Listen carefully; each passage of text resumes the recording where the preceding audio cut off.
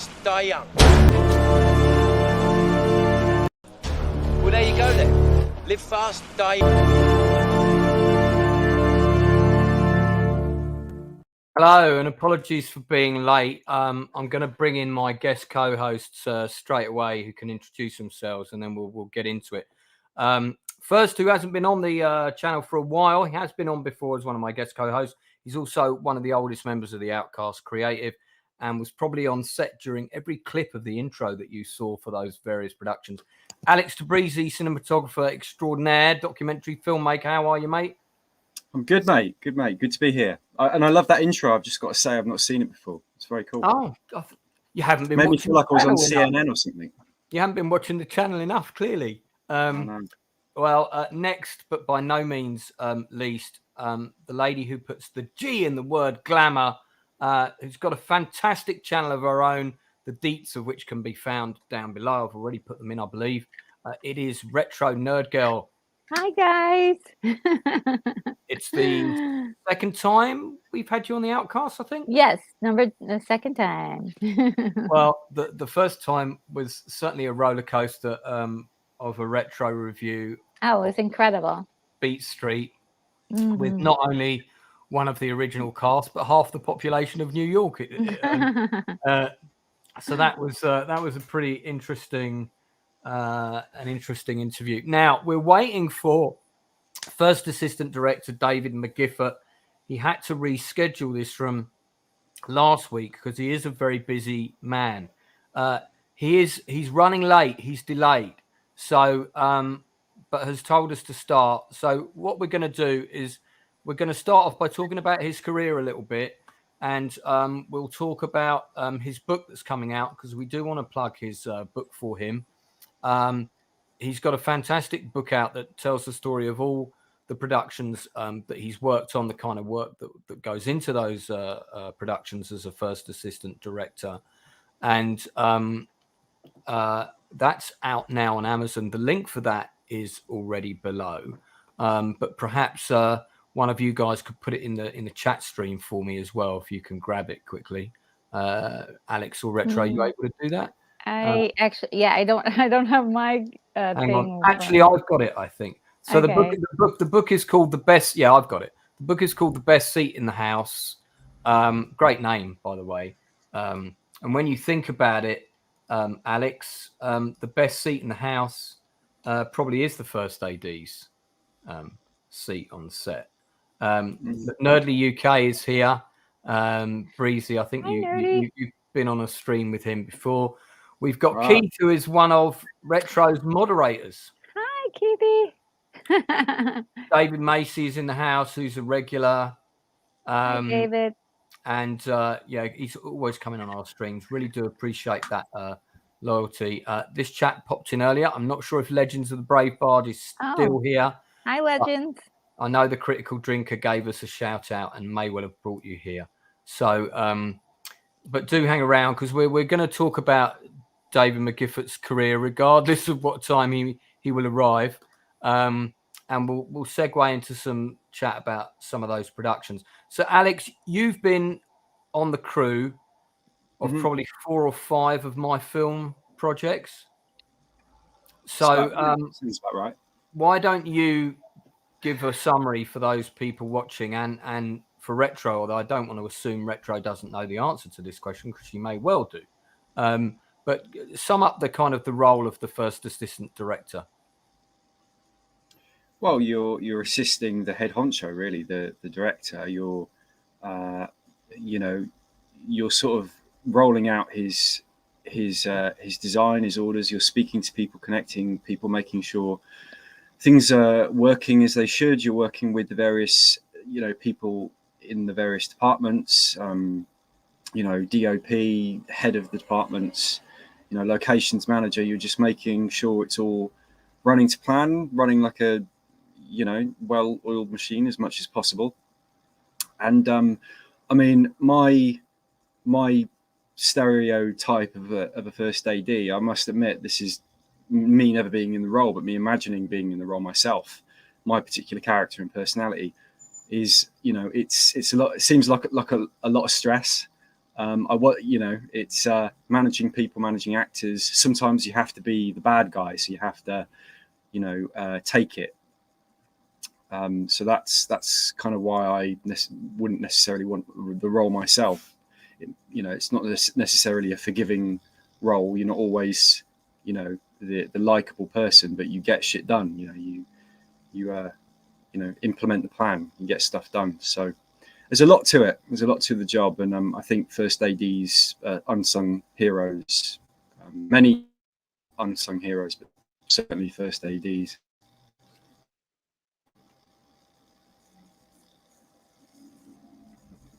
Hello. Oh, Lance, your audio is out. Sorry, guys, I was aware my screen went a bit weird, and I suddenly couldn't click on any buttons. Last thing we need is any more headaches. Alex, we've worked with a couple of different first ADs in our time. Should we give a shout out to any of them? Well, actually, I worked with one of the people we've worked with together recently. Again, Laurent. Oh yeah, Laurent. As he likes, right. He likes to be referred to. Yeah, I might be able to pull up a picture of him on set of Paratrooper. Actually, I'll see if I can do that. Do continue.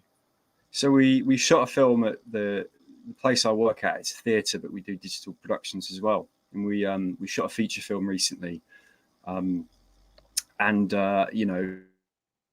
he was one of the first people I put forward, and I suggest we hire straight off the bat. Is you need that person in place, because that's a key role you need to fill early on.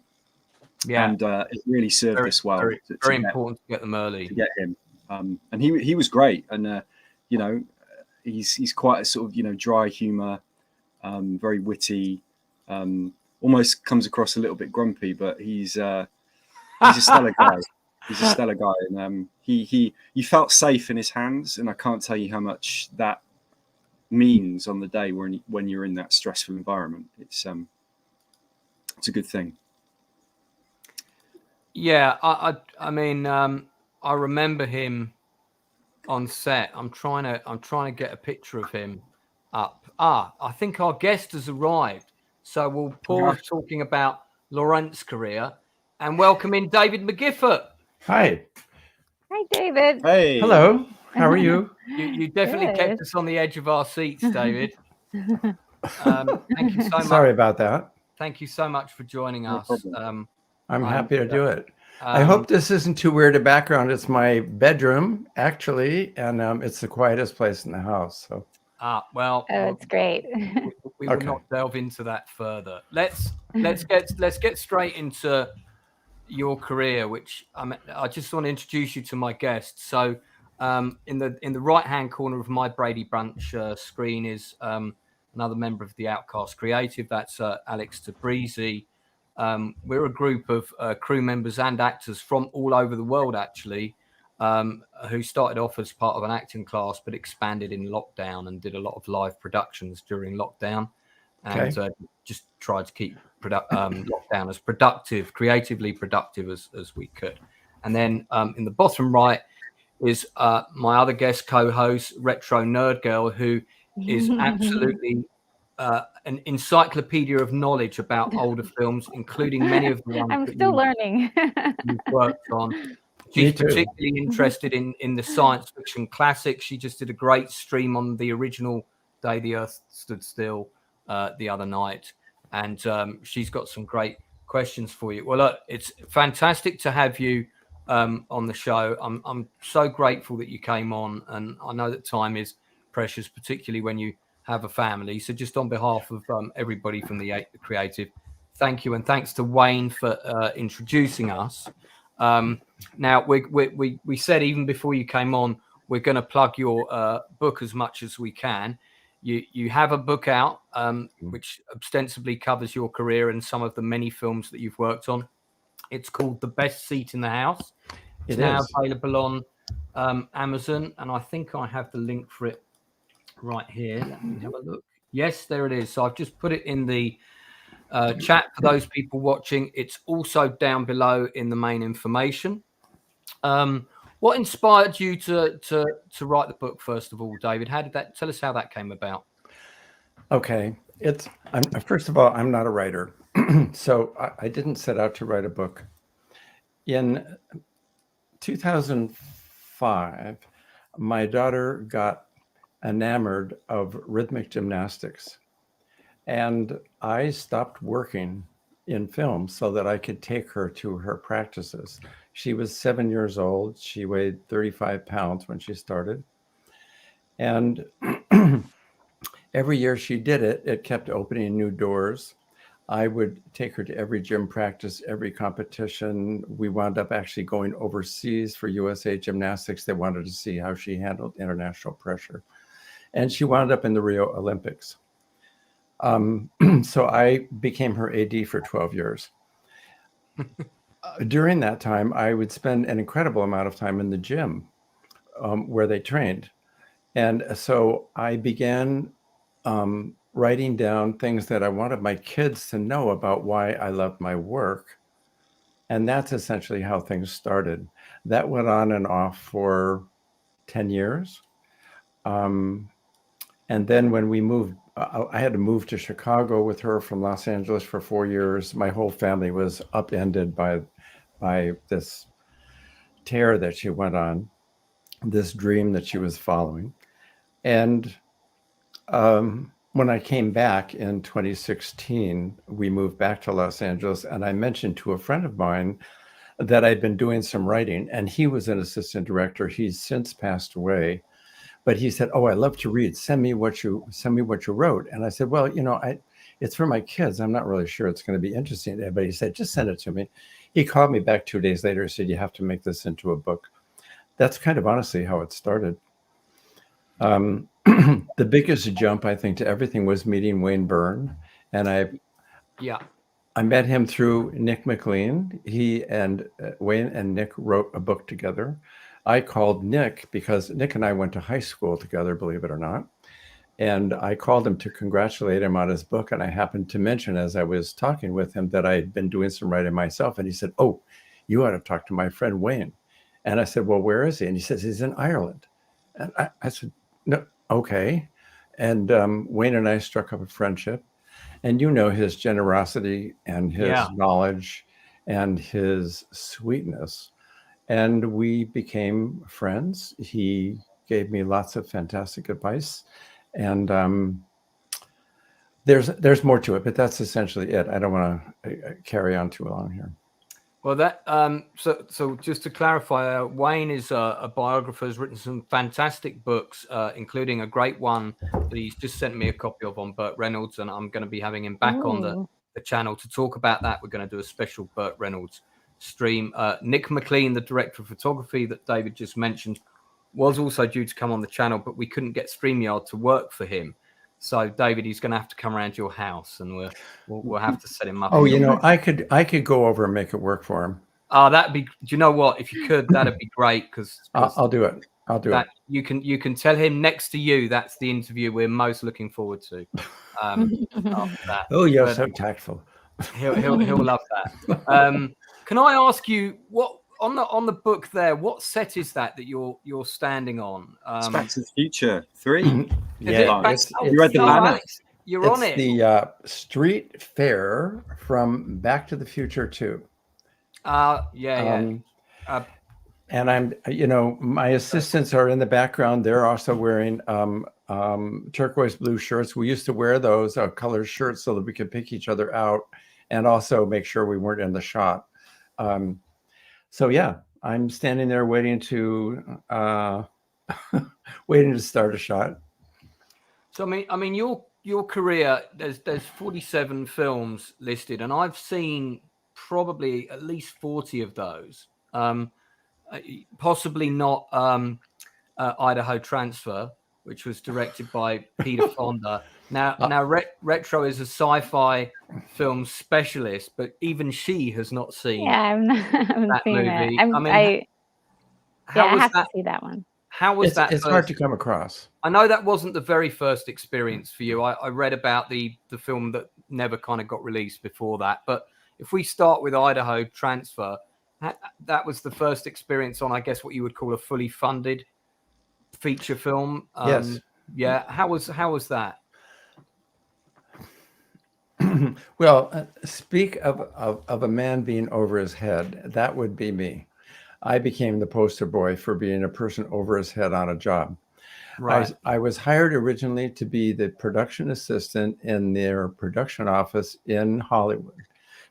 While the company went off to Idaho and to Seattle to film the show. They started on exteriors in Idaho and moved to Seattle to do interiors while there was a weather change in Idaho. And then they were gonna go back to Idaho once the snow had melted and stuff.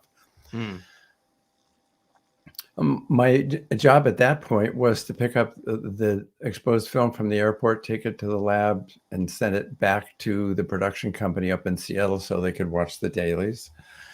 They'd been back in Seattle for about a week, and I got a phone call asking me if I could get on a plane the next morning and come up and take over as the first AD.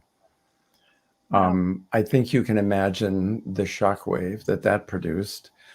And then when they asked me would I also book another first class seat beside me and bring up Peter Fonda's guitar in the seat next to me? You know, I mean, how can you keep from not laughing when something like that's going on? It just seems like so insane. You know? An important budgetary expense, of course. Yeah. So that's what happened. I dropped into a set that was already running. I took over from a guy that actually got me my first job on Saturation 70, who had graduated SC Film School and pulled me out of civilian life into movie life. And then he quit this job, the second job that he quit. And I took over. I never saw him again. He moved to Oregon shortly after that. And Peter and I were immediately in sync. That's all I can say. For some reason, we had this intuitive understanding of what we needed from each other, mostly, of course, Peter from me. He was going through a lot of personal problems at the time, too. He was getting a divorce from his wife. He was very mixed up, but he loved this film. He loved where he was. And so I became kind of a confidant / AD. Go figure. And so is that fair to say that you almost kind of fell into that role by accident slightly? Yeah, I would certainly say so. And I didn't have a lot of time to ask a lot of questions because, you know, they were already at work and they had a work routine worked out. The crew was functioning pretty well. But I picked up what I needed to do to fake my way through a lot of it. Peter was very accommodating. He thought, you know, he found out that we were both Pisces and he thought that was very important or something. So he used to treat me like a fellow Pisces fish, you know, and we would have these little talks off to the side about how cool it was that we got along. The show itself was, you know, pretty physical. It had a lot of kids in the cast. So, and by kids, I mean people who had never acted before. There was young kids in their early 20s. I don't know. It was a pretty well-run show. And Peter and I remained friends until he passed away.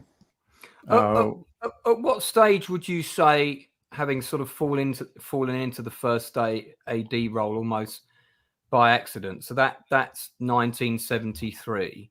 At what point in your extensive CV would you say you walked onto a set brimming with confidence and felt, yeah, I know what I'm doing now in this role, and I'm confident I can handle this to the degree that film throws absolutely anything at you and you have to be ready for anything, of course. But was there a moment where you kind of reached that milestone consciously, perhaps?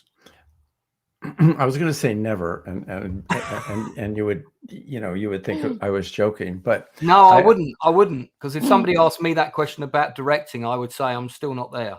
Yeah, I mean, I always felt that I was learning as I went along. I did get confidence in one thing, and that was that if you have the faith enough in insane situations to believe you'll find a way through it. I can't tell you how many times that carried me through aspects of assistant directing. It's a people job. So, I love that part. And if I got involved with the people, if I watched what they were doing, if we were able to facilitate them well, I found that, generally things worked out. Yeah, there were very trying times, but I think probably the hugest advancement in my learning was when I went from a location scout, non-union location scout on King Kong in 1976, and wound up, once the company moved to the World Trade Center in New York, being asked to take over the first unit by Dino De Laurentiis.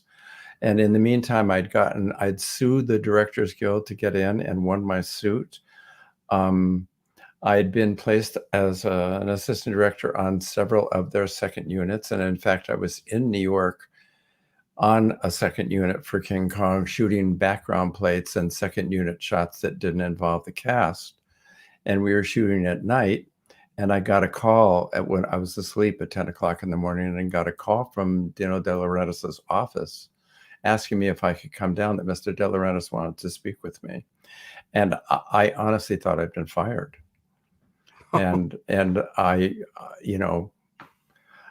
had my heart in my mouth and walked into his office, which is at the top of the Gulf Western building in New York. He's quite a big character, isn't he? Quite an imposing presence. Fantastic man, larger than life. And he wasn't a big man, but you would never know it if you were around him. That's kind of what I meant. Yeah. Yeah. And he knew what he was doing. I mean, he was a showman, but he demanded absolute unequivocal loyalty to what he was trying to do. But as John Gilliman would tell me many times, once I started working with him, he was the director. He said, there's nobody who knows what has to happen in this film except me, not Dino, not anybody. He said, only I know what has to happen. So let's, pay attention to me.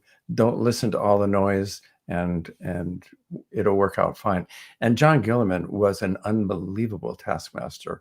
He used to scream at me in front of the crew. And then once, we walked off to one side, he said, don't worry about that. He said, this is all part of the training. Don't worry about it. It's all going to work out well. But he really threw me a lot and it was an incredible learning experience. I can't tell you guys. It just, in the book, I go into it actually at length. But, sure. We won't reveal the secrets of the book because we want people to buy that. But you have segued into King Kong, and as King Kong 76 and Empire of the Ants are definitely Retro's territory. I wondered whether she had any questions about those particular two productions. No, I just remember seeing them as I didn't see Empire of the Ants. I did see King Kong, and of course, Jessica Lange, gorgeous. I was too little to really know much about it. But if I have other questions about some other things, so I'll let you go down the path of what you're going at. Okay. My dad went to see Kong 76 at the cinema, and I was really little at the time, and I begged him to take me, and he went with his best friend Clive and Ken, his name was. And he came back, and I'd waited up, and I ran down the stairs. Dad, what was it like? And he went, yeah, it was all right. I was really what a British answer, honestly. Yeah, it was quite a British. Didn't you find it that when you did see it unexpectedly romantic? Yes. I thought Gilliman's take on it, here's this tough British guy who was like a pilot in World War II, and he's pretty crusty. And yet he had this romantic undertone in a lot of what he did. He adored Jessica. I mean, we all did, Yeah, I love her actress. I wanted to tell you a quick aside. I mean, is this, do you have time for this? So you can cut stuff out, right? No, well, we listen. We have time. As long as you can stay on the interview, we have time. Well, when I was still a location scout, the man in charge of production, his name was Jack Grossberg. He'd been 30 years in film, really knew what was going on. He gave me a Polaroid camera. He said, okay, go up to the Beverly Hills Hotel, go and knock on room, blah, blah, blah. I don't know what room number it was. There's a girl there. He said, we need some Polaroids of her. Just get, a couple of front shots, get a full length shot, get a side angle, and then bring the Polaroids back to me. Dino wants them, and we need them for the costume people. And I honestly didn't ask anything. I just got in my Volkswagen bus at the time. It was the 70s. And drove to the Beverly Hills Hotel where nobody wanted to park it, because all the valets, they're like, please get that thing out of here. And I went up to this room, I knocked on the door, and Jessica Lange answered the door.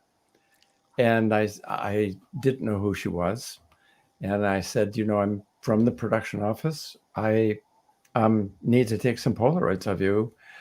And she said, sure, come on in. You want some coffee? And, she said, have you read any newspapers lately? They've kept me in this room for a week and a half, and I don't even know what the news is. I can't get any news about anything. What's going on in the world? Oh, wow. So we sat and talked for 20 or 30 minutes, and I took these pictures, and Jessica and I became great friends. I can't really go further into it than that, but we did. That is such a cool story. Yeah.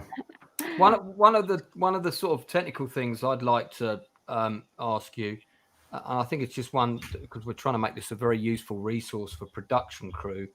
I know this is obviously things have changed in time now because television, of course, is very different now because the budgets and everything are much higher.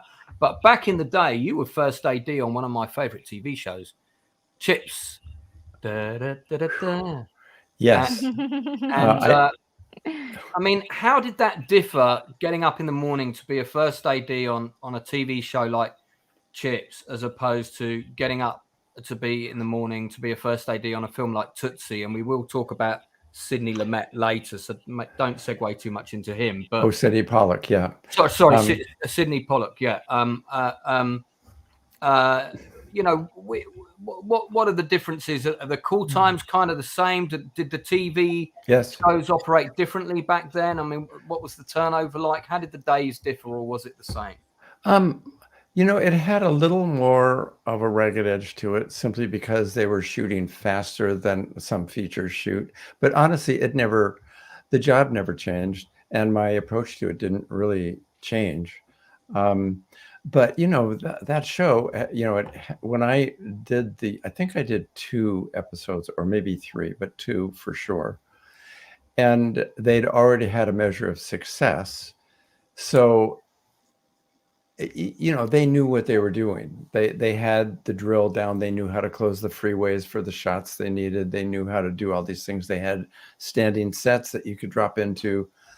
So all that part was pretty well in hand. What wasn't well in hand was that John and Ponch were kind of at odds with each other, at least on the 2 shows I was on. And I never did find out what it was about or if it was about anything. Really? Yeah, that was a rumor going around that they were not the best friends. They had great chemistry together. They did. And I don't know how serious it was, but I can tell you that there was a stretch there on one of the shows where one would not come out of their trailer until they knew that the other one was coming out, and they would literally peek out their trailer doors to see if the other actor was coming out the trailer. I mean, it got really Hollywood that way. That's Steve McQueen, Paul Newman titles above the other kind of thing going on. It's a bit. I mean, but they were always, they never. I mean, they would be late sometimes. There would be things that held them up. We'd go, come on, guys, come on. We need you to come to the set. We've only got like 5 more pages to shoot. And but generally it was a show that was already in progress. I do. Again, it was the 70s. There was a lot of drug use going on. And I remember at one point that the director of photography, who has since passed away, it was a Friday afternoon. I mean, these are the kinds of things, that you don't actually really talk about too much, but it's just occurred to me, so I will.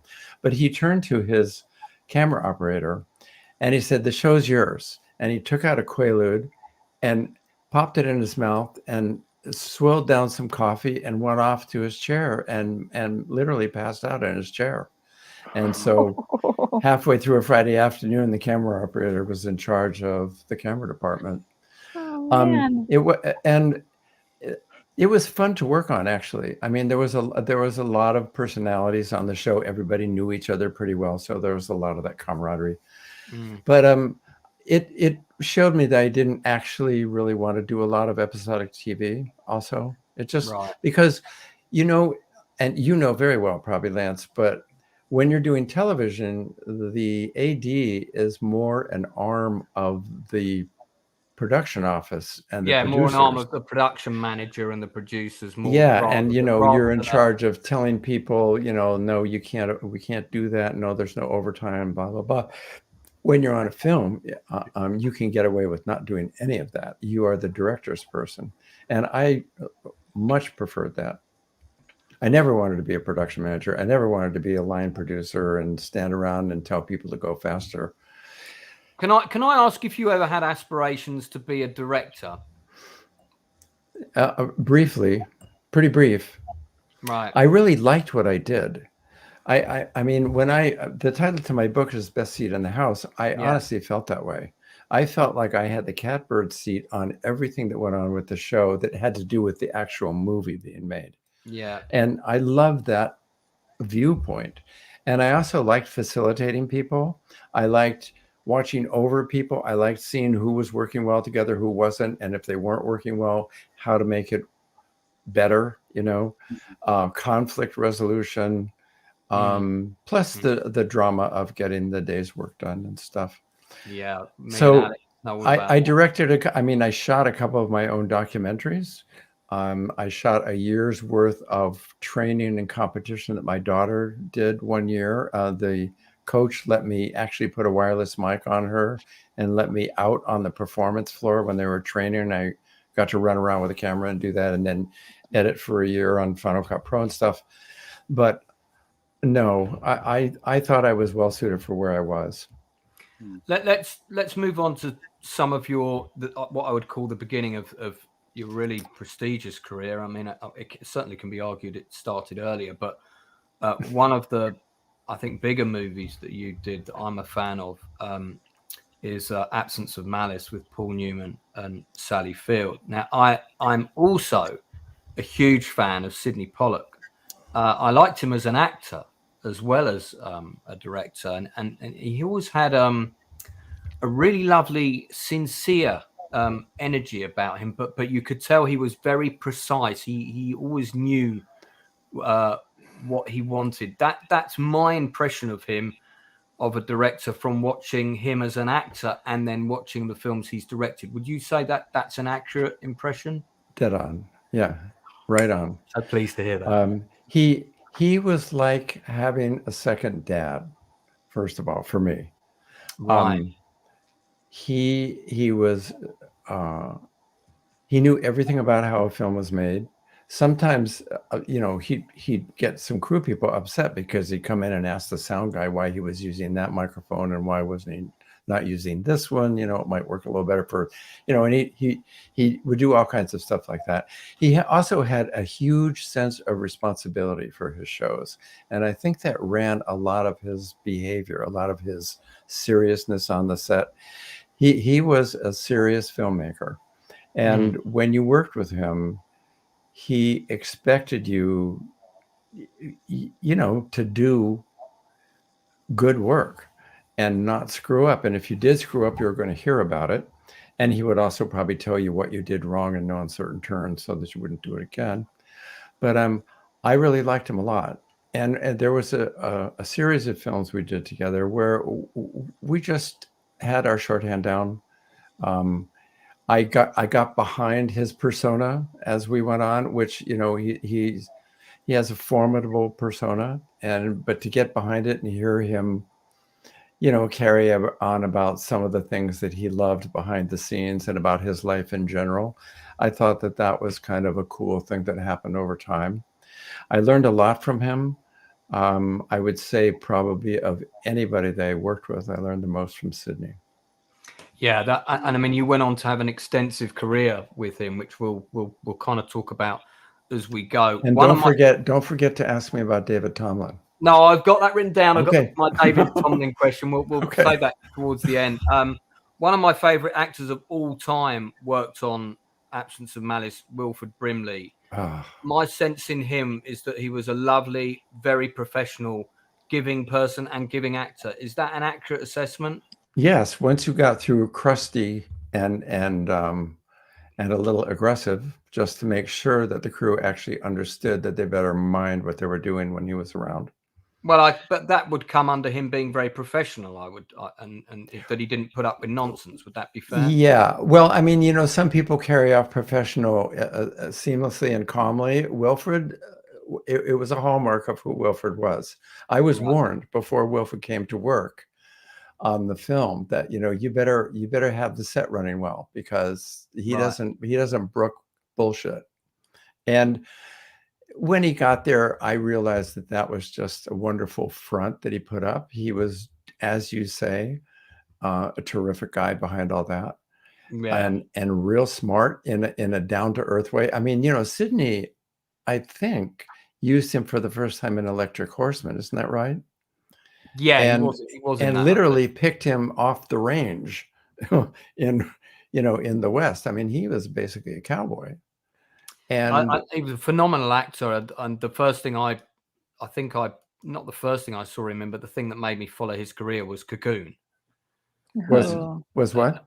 Cocoon, the film Cocoon, directed by Ron Howard. Sure. And I loved his performance in that. Yes. And it's funny because for most of his career, he was one of those actors that seemed like he was the same age. I agree. That's true. And he was really good at what he did. I mean, I remember a scene in Absence of Malice where he comes in and he's sitting in that room with everybody around the table.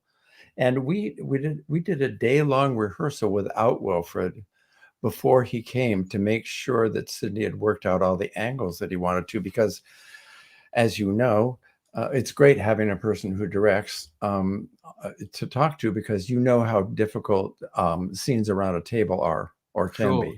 I mean, it can just be crazy, the coverage and who you have to include. So we actually rehearsed for a day. And Sidney had me sit in for Newman because Newman was doing something, and somebody else sat in for Brimley. And then he worked out with Balaban and the other actors how it was going to work. And then when Brimley came in, I mean, he was that guy. He came in and he looked around at everybody and introduced himself, very serious, sat down and knocked off that scene. Just knocked it off. I mean, we can't move on without mentioning Paul Newman. How was it working with him? And I think you worked with him more than once, if I remember rightly. Well, it got to the point where Paul and Joanne were godfather and godmother to my son. I mean, that's how far that relationship went. Okay, well, there we are. I think that answers that question. I could do a whole show on Paul Newman. I mean, that man was exactly who he was portrayed as. I didn't pal around with him or anything. You know, when I assistant directed, I didn't try and become friends with the actors and talk to them when they came on the set, because, you know, I mean, even crew people make this mistake, but when an actor comes on the set getting ready for a scene and they seem to be open to go over and chat with them, you know, it's easy to forget they're holding 2.5 pages of dialogue in their head, and they're trying to figure out where they're going to make the moves on the set and do stuff.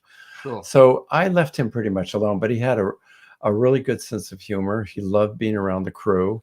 He pulled a huge prank on the unit production manager, which I wrote about in the book, so I won't bother you with it. So purchase the book to hear about that, people. Yeah. And he was, you know, he was terrific. Sidney, he had a sense of humor, and Sidney was, you know, so serious into what he was doing that sometimes Paul would pull a little prank on the set and Sidney didn't even get it. You know, I mean, he's like, oh, okay, Paul, okay, good. No, you know, and he'd want to go on. But you know, he anchored the film. He and Sally anchored the film. Everybody knew that they were around people who, you know, were doing good work, and it made you want to do good work. And you know, I didn't realize he had been watching me until he called me 2 years later at my apartment in Westwood. I picked up the phone and I said, hello. And he said, Newman, how are you, McGiffert? And I thought somebody was screwing with me. I mean, who would do that out of nowhere? And I suddenly realized it was him. And he was asking me to be the AD on a film he was going to direct. It turned out to be the last film he did direct. And it was one of the best experiences of my film career. It wasn't a good picture as far as audience response went, but the experience was unbelievable. And I got to know him a lot better. And I won't go into it because it's long, but I mean, he ultimately got me racing cars. He hooked me into racing formula cars and Terrible influence. Wow. It goes on and on. And again, I do write about it in the book. So, but he was very private, even with all his outward friendliness. A lot of times he was extremely private, had lots of layers you had to get to the guy. But once I worked around him, I mean, I saw right away why people loved him. It was obvious. He was a wonderful guy. Well, I'm going to move on. Retro, if I come into any of the topics you've got questions for, just jump in and interrupt me. Oh, sure. So I can't not comment on An Officer and a Gentleman because it might not be my favorite film, but it is the favorite film of many of my lady friends. So I've been pestered by many of them to just ask you a couple of questions sure. about it. Now, am I right in thinking, and I might be wrong, was this a Bruckheimer one? No, it was a Taylor Hackford film, but yes, Simpson and Bruckheimer. It was Simpson and Bruckheimer. Don Simpson was alive then, yeah. It's one of their early films. So, I mean, how was it? I've heard some stories about Taylor Hackford before as well. How was it being on a Hackford set? With the Simpson and Bruckheimer producing. How did that? What have you heard about him? Well, I mean, in terms of Taylor Hackford, I've heard he's a hard taskmaster, likes to crack the whip. Very much so. But I think that's the director's job, so I don't have Well, it is a director's job to a point, but there are points along that continuum that sometimes are a little overboard. I'll just put it that way. This was Taylor's first feature, so there was a lot of pressure on him. And we all understood that, of course, and we wanted to help him as much as we could. But he when something physical had to happen on the set, Taylor, instead of having people act, wanted people to actually do the physically difficult thing. Oh. There's a scene in it, for instance, when they're running on an obstacle course and they're running along the Puget Sound on the beach. Yep. Well, he made them really do that a lot, so that when he used the cuts that he did, those people really were exhausted. And granted, he was using a lot of people that weren't professional actors. He was using some naval pilots that were working with us, both as advisors and in the scenes and stuff. But there were things that went a little overboard that way, and we would try to talk to him off to the side and say, look, you don't have to tell Richard Gere to be tired or make him tired. He can do that, Yeah. But we didn't have a lot of luck.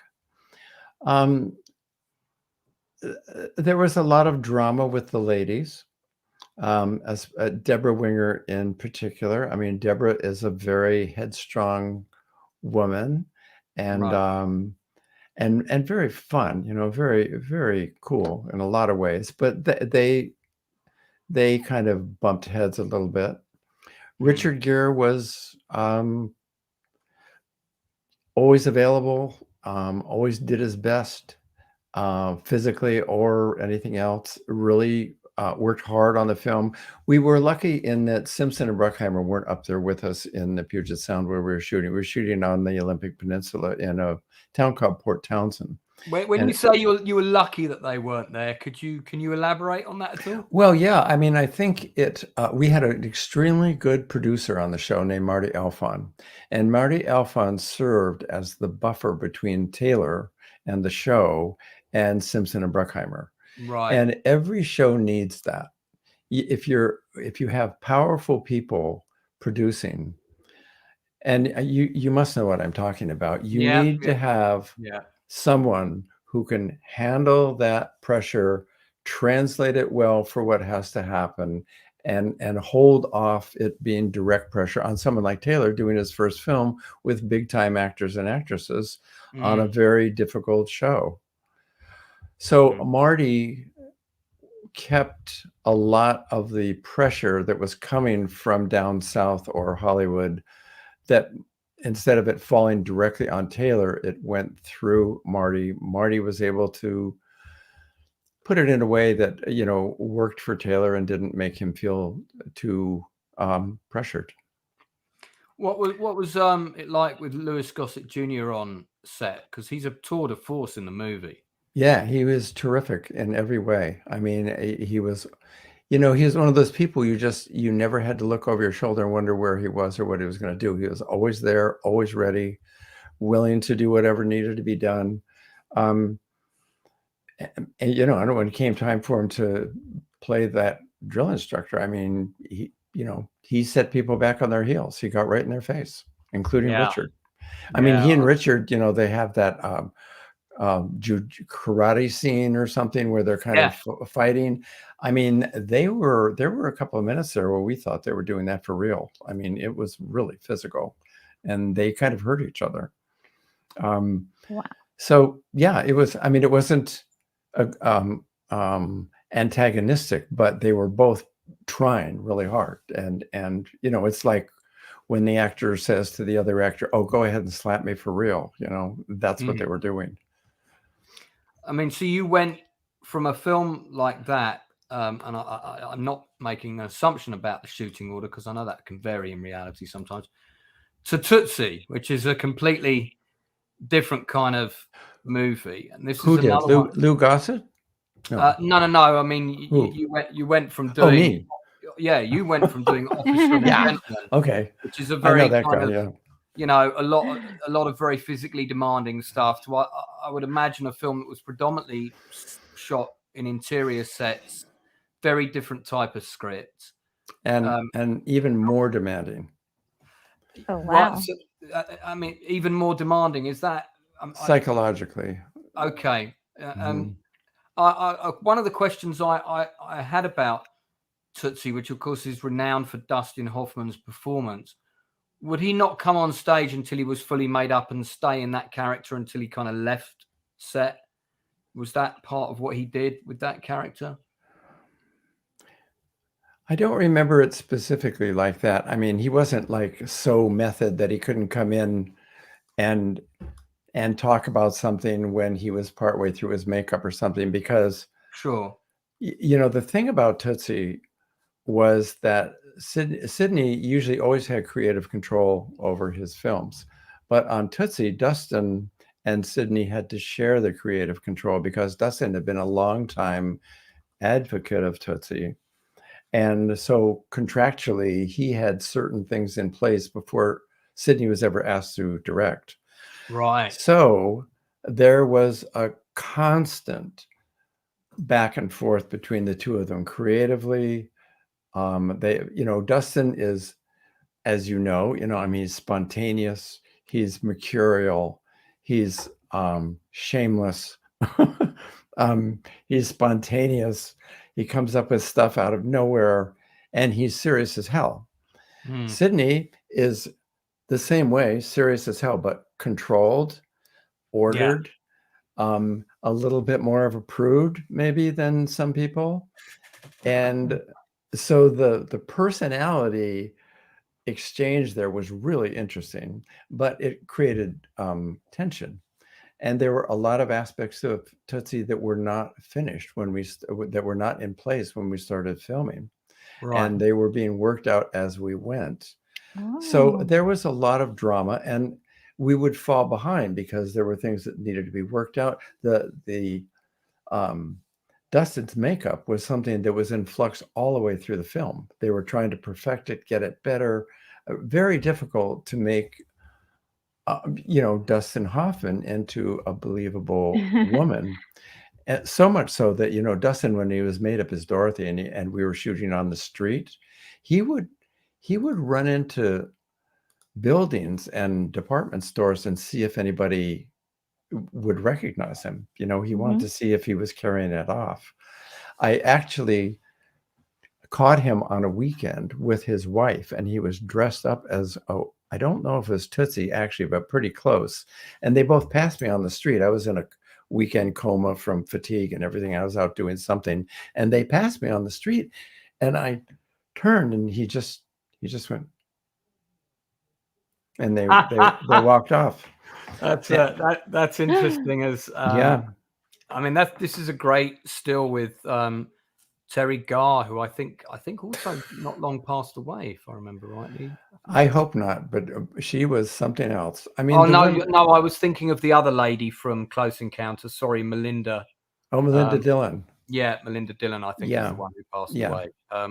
And the great Sidney Pollack there as well, who I think he also did have a cameo role in the film, didn't he? Is that right? In Tootsie? Yeah. Yeah, he played the psychiatrist, right? That's right. No, he played the agent. Yes. He played Dustin's agent. And Bill Murray played the flatmate, right? Bill Murray played the flatmate of. That's right. And he was hilarious. He was hilarious, and so hilarious that he has absolutely no responsibility for words in a script. He could care less. And so you'd start off into a scene, and I think there's one scene where Dustin goes to wake him, and he's dressed as Tootsie, and Bill Murray's asleep, and he wakes him because he wants to have Bill Murray ask him if he looks okay.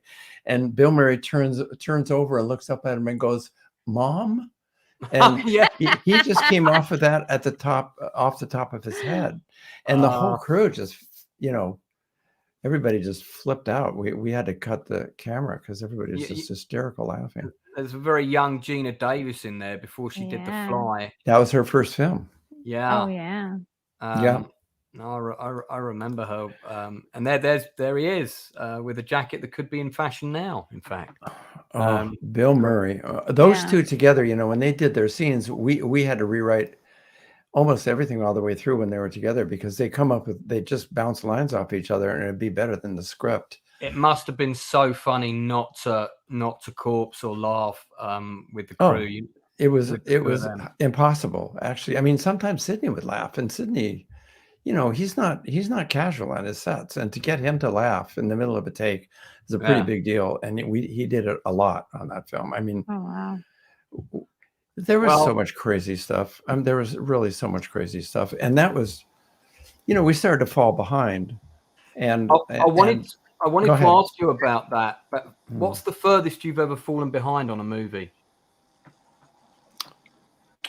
I don't really know that. I took over Brainstorm, and they were 2 weeks. They were a week and a half behind after 1 week of shooting. Right. So that was a lot of catch up. I think maybe 3 days, maybe 4 days, something like that. But there's a lot. I'd have to scan back through a lot of films to think about that one. But generally not too bad. I mean, I always took falling behind as not a big deal as long as we knew we could make it up. And if you have a good crew and a good cast and a good story, and you need to drop the anchor on something and take more time than you thought it was going to take, then you have to do it. You can't just short sheet something, in subservience to a schedule. That's the wrong way around. I always felt that way.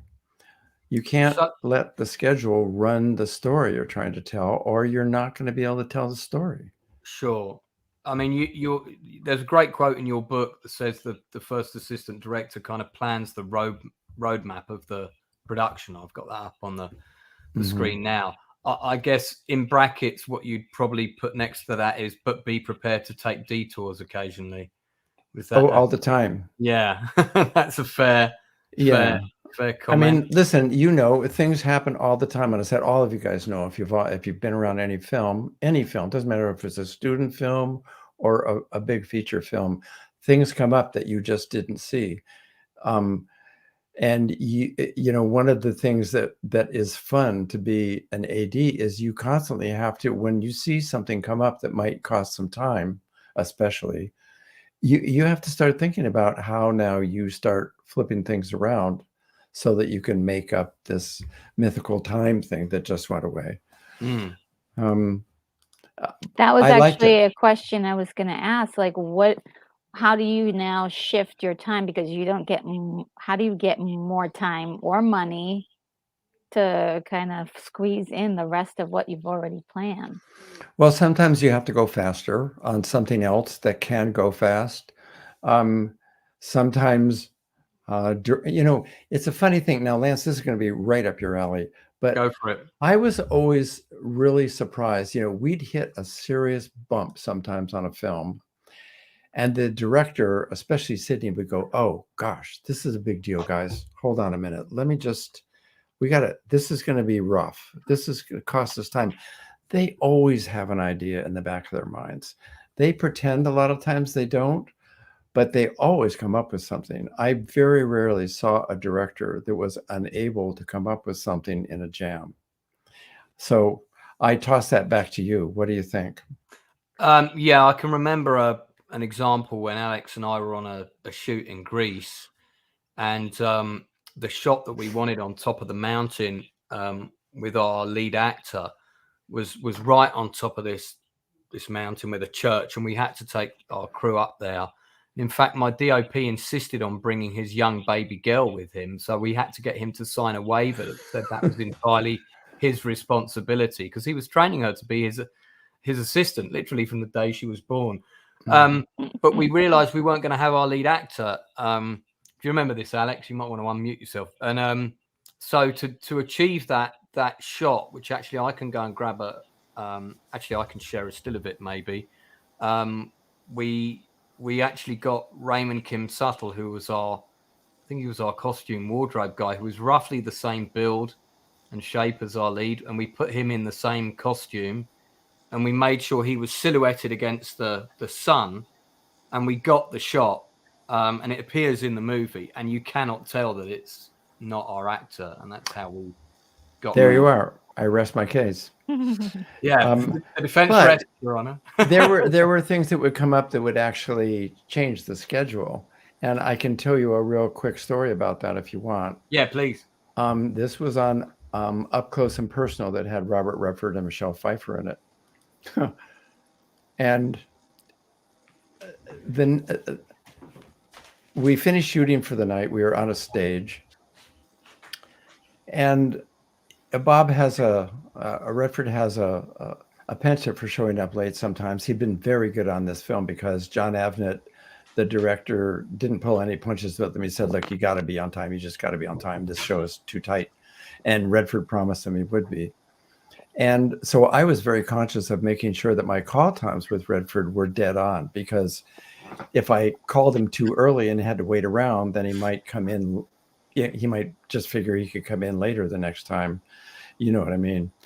So we needed to finish a short scene the next morning, and then there was a long scene with Redford that we had to start right after that. But we didn't know quite how long that piece of scene was going to take. So I decided I'd talk to Redford about it and ask him what he thought about it. So I went out to his trailer, I knocked on the door, and he did, "Oh, McGiffert, yeah, come in." And I said, "Listen, I've been thinking, we don't know exactly how long the scene will take. What if 2 hours before I think we need you, I give you a call rather than give you a hard call time now? And that might be easier than giving you this call time that we might miss. But we know it takes about 2 hours for you to drive in, get ready, get to the set and stuff like that." I said, "I just want to run it by you. What do you think?" And he said, "Great idea. I love that."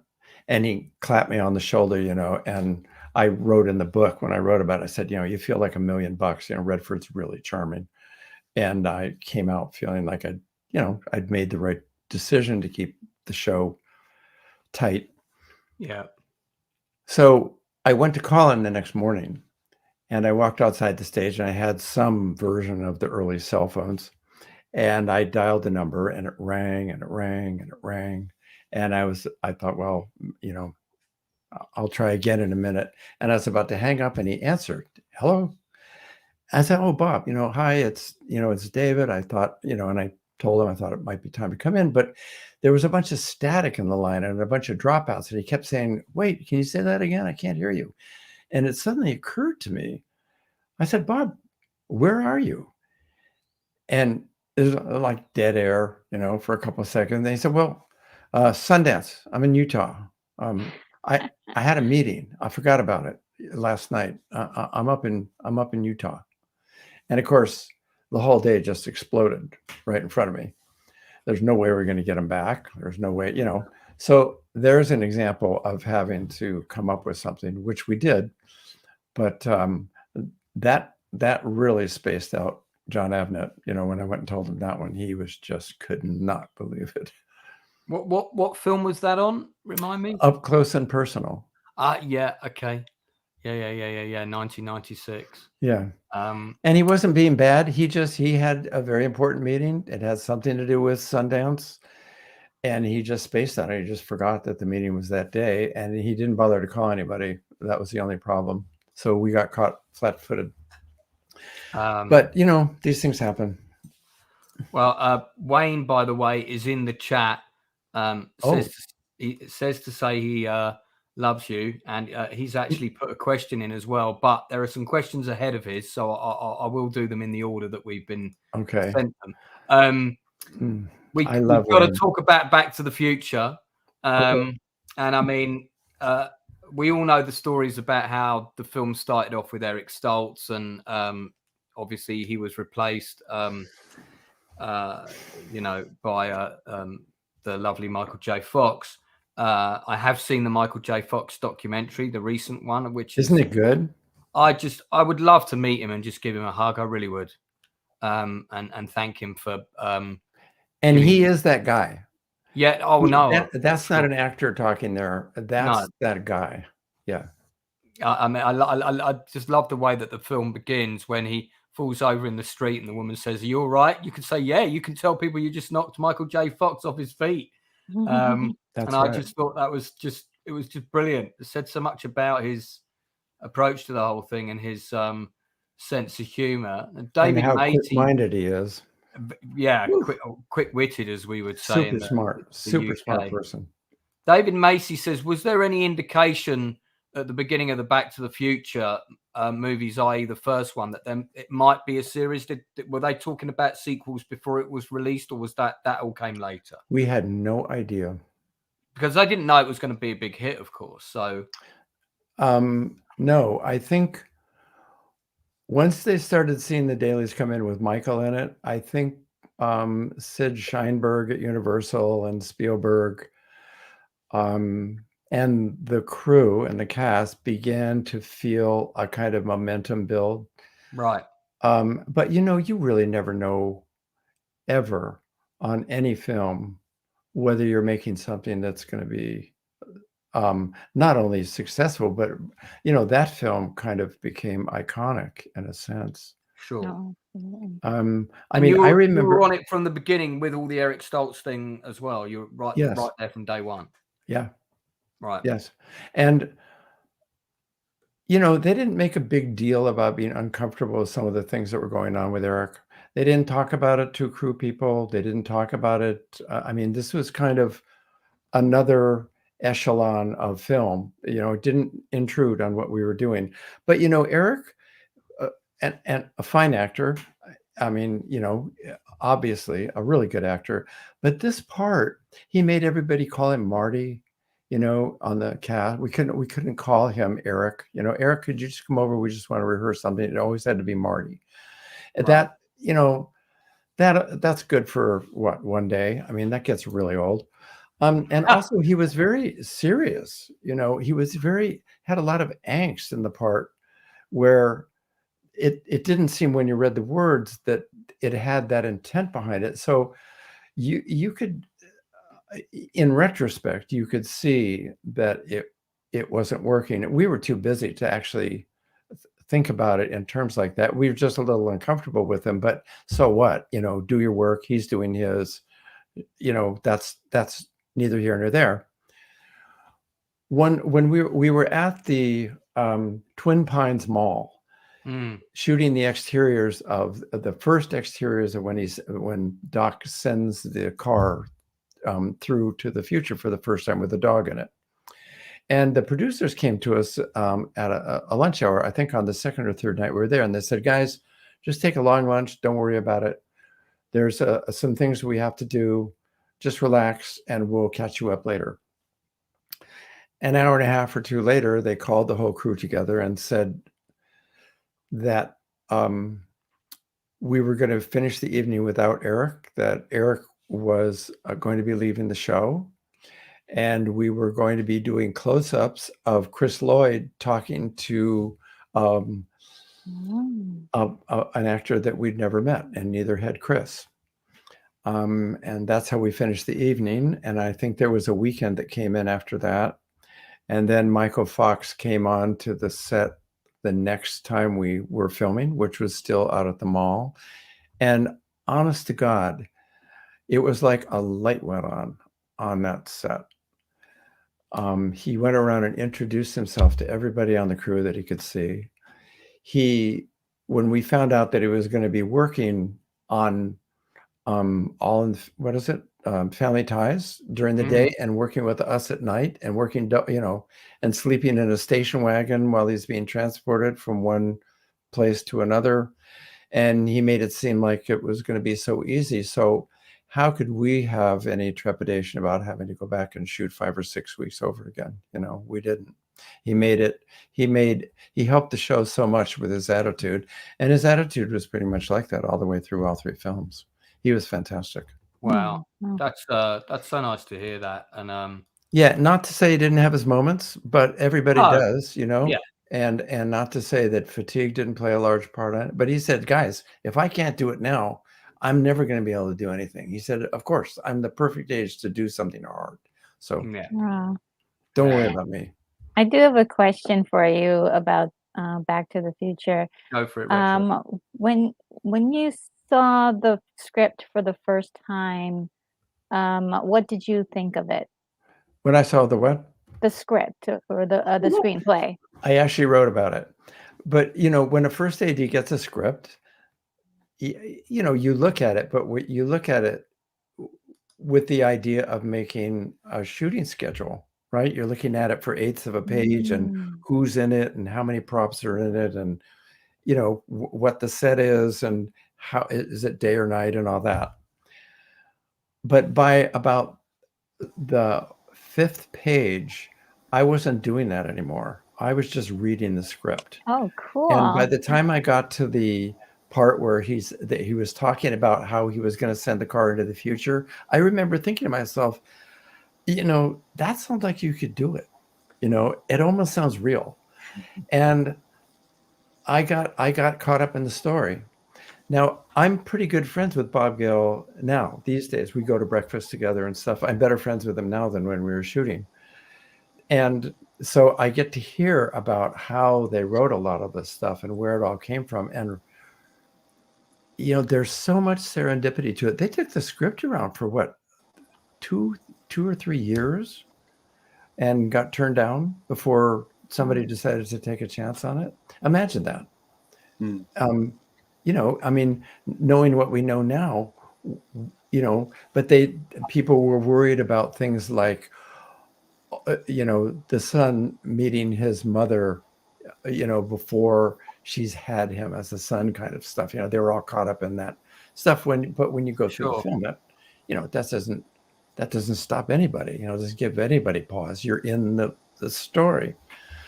So, the story had incredible strength. I have to say my favorite of the 3 films is actually the second one. Really? That's so interesting. And not a lot of people say that, but I love mine too. Yeah. Really? Wow. I think me and Alex both love all that futuristic stuff, like the lace-up trainers. Your jacket is now dry, and the hoverboards, of course. And I just love the set.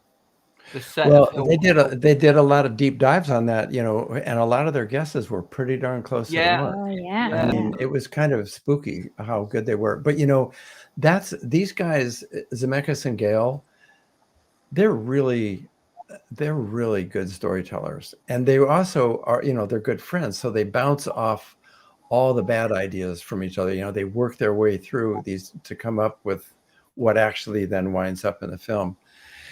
They have a really good working relationship, and I used to see some of that on the set. They used to talk about stuff off to the side, and I would try to get over close enough with my coffee where I could overhear, so I could get a head start on what might happen.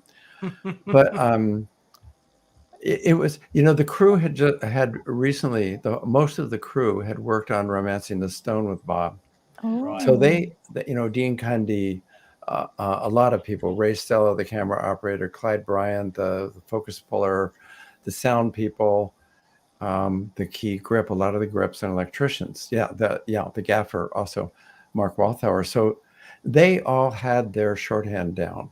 They knew how to work together.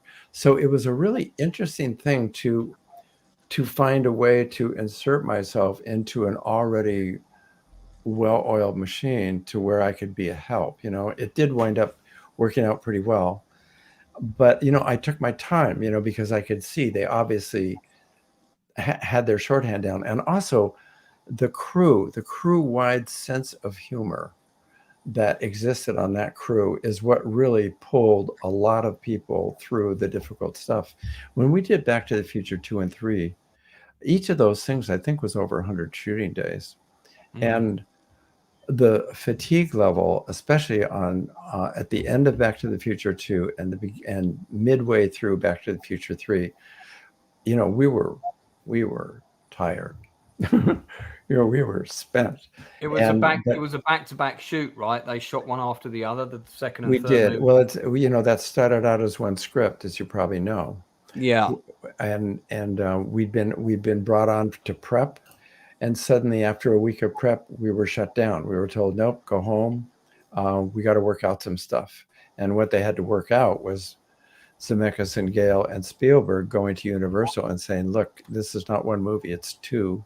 And unless you break it up into two, I'm not going to be willing to do it. They made a very hard bargain with Universal, so I heard. And it took some time to work that out. But thank heaven they did. I don't think Universal's complaining about it now. Not now, but you know, they did balk at first. They really did. They didn't like it. I think also one of the reasons I like the second one so much is on I think it was my first or second visit, might have been my second visit to the States. I want to say that would have been 1990. I went to Universal and they had literally just opened the Back to the Future ride about a week earlier. And I spent most of the day in the park going on that ride because I just loved the whole immersive feel of it. And you went through mainly kind of things from Back to the Future 2. But it's just such a fun movie. And I mean, most of your films, certainly the big boys like these, I don't know if you've ever been to London, David, but we have a fantastic cinema called the Empire Leicester Square, which the main screen is now an IMAX. But before it was converted into an IMAX, it was about a 900-seater with a huge big upper ramp and a lower stalls section, but not a balcony. So everybody was on effectively one slope. And I was there for the opening night of Back to the Future 1, 2, and 3. And I saw all three of them there together as well, as one screening. And all of those screenings were completely sold out. So, you know, you're talking pre-mobile phones, watching these films with a very, very engrossed and engaged audience. Yes. You know, packed out. And I can't tell you the atmosphere. It's impossible to recreate these days, but you might get it for a new Lord of the Rings movie. Things, you know, made by Steam. Can I ask a question? Sorry, go on, Alex. I've got a couple of questions. Shoot. I mean, that's all just made me think of the feeling I used to get when Back to the Future used to come on TV. and, you know, around Christmas or Easter or holiday season or something, and just, you know, being on the seat, you know, just like frenetic almost with the energy you get from knowing the film, anticipating it would come on. You know, you'd seen it probably a dozen times by that point. And I just wondered if you sort of having a completely different experience than, say, somebody at home or in the cinema, you sort of, how much did that sort of impact your experience from a moviegoer or appreciator of films, being involved so deeply with some of these sort of classic films? Were you able to sort of partake culturally and have that sort of experience as well? I understand exactly what you're saying, and I'm sure you have the same feeling if you've worked on a film. When you first see it, you do see it. You see two movies, don't you? You see the movie on the screen, and you see the movie that you lived through.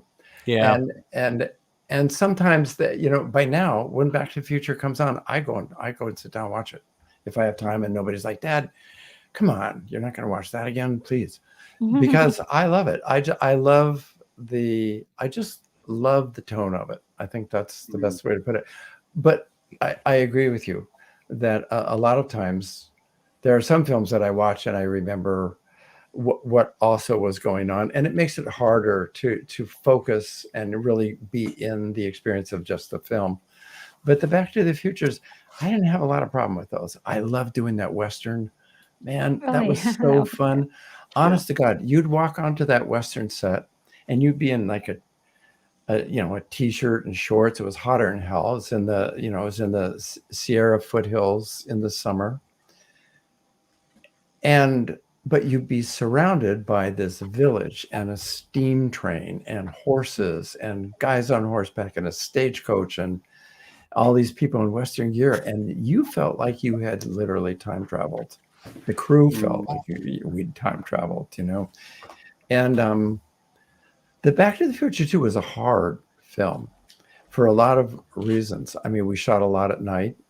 There were a lot of very difficult stage things. I mean, you can imagine doing that stuff with raising the DeLorean up over the edge of the parapet, you know, and stuff like that. And also, I don't know if they cut it out of the movie. I think they did, but we did a whole sequence with a motorcycle gang in supposedly a parking lot in front of this hotel. It was in front of Biff's Casino Hotel. I mean, I think they're there, but I think the scene you're talking about didn't end up in the film, but the gang is in the film. Yeah, well, they were a real motorcycle gang, and they had a whole other language. You had to speak with them.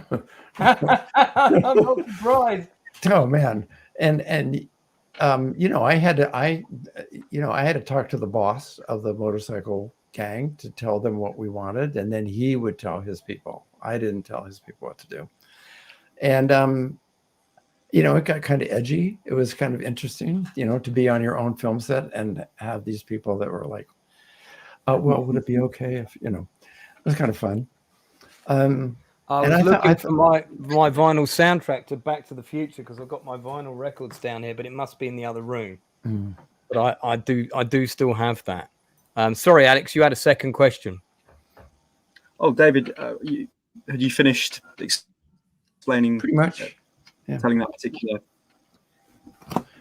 Well, it was just you know, the rate and change and pace of you know, technology and things. Obviously, it's sped up. You know, it's sort of bell curved in recent years. But I just wondered if you had to sort of do your homework, you know, offset in between shoots, that you had to sort of read up and stay ahead of the curve and look into sort of things that were emerging, maybe a different way to print, a different way to edit. Well, I was lucky. I didn't have to do that. I just go to the kinds of people that were working on that stuff. If there was a new kind of special effect coming up or something digital that was going on, I'd go and ask the people who would actually, you know, when it came into being, be responsible for doing it and get their take on it. Go and have lunch with them, you know, and say, like, you know, talk to me about how this thing would work, because I don't know anything about it. And what about stuff like scheduling software? Because I mean, you were definitely there at the beginnings of the digital era. Did you? I helped Movie Magic debug. Right. Yeah. Yeah.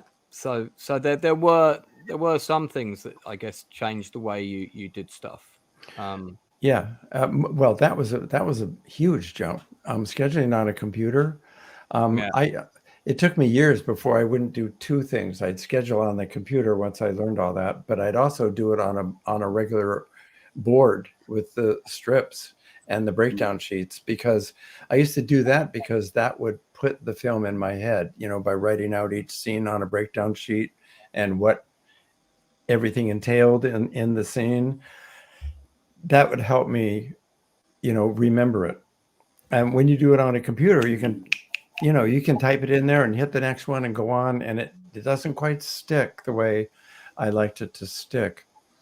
But I was doing a film with a woman named Carrey Alonso. She was my second assistant, and she came to work one day and she said, "David," and she was holding a Mac computer, a box. And she said, "You got to take this home over the weekend, and here's the instruction manual, and go play with it." She said, "Because this is going to change everything." And I did, and I couldn't believe it, And that's how I got into computers. I had see, if you hire second assistants and PAs that are smarter than you, then you tend to do better. And I always tried to do that, honestly. I had amazing second assistants. These men and women that work with me were so smart and so patient with me, because I didn't go through a training program. I didn't become a second assistant on the way up to becoming a first assistant. I just went straight into the DGA as a first assistant. So there was a lot of stuff that, I didn't know. And you can't pretend you know that stuff. If you don't know it, it's going to show really quick.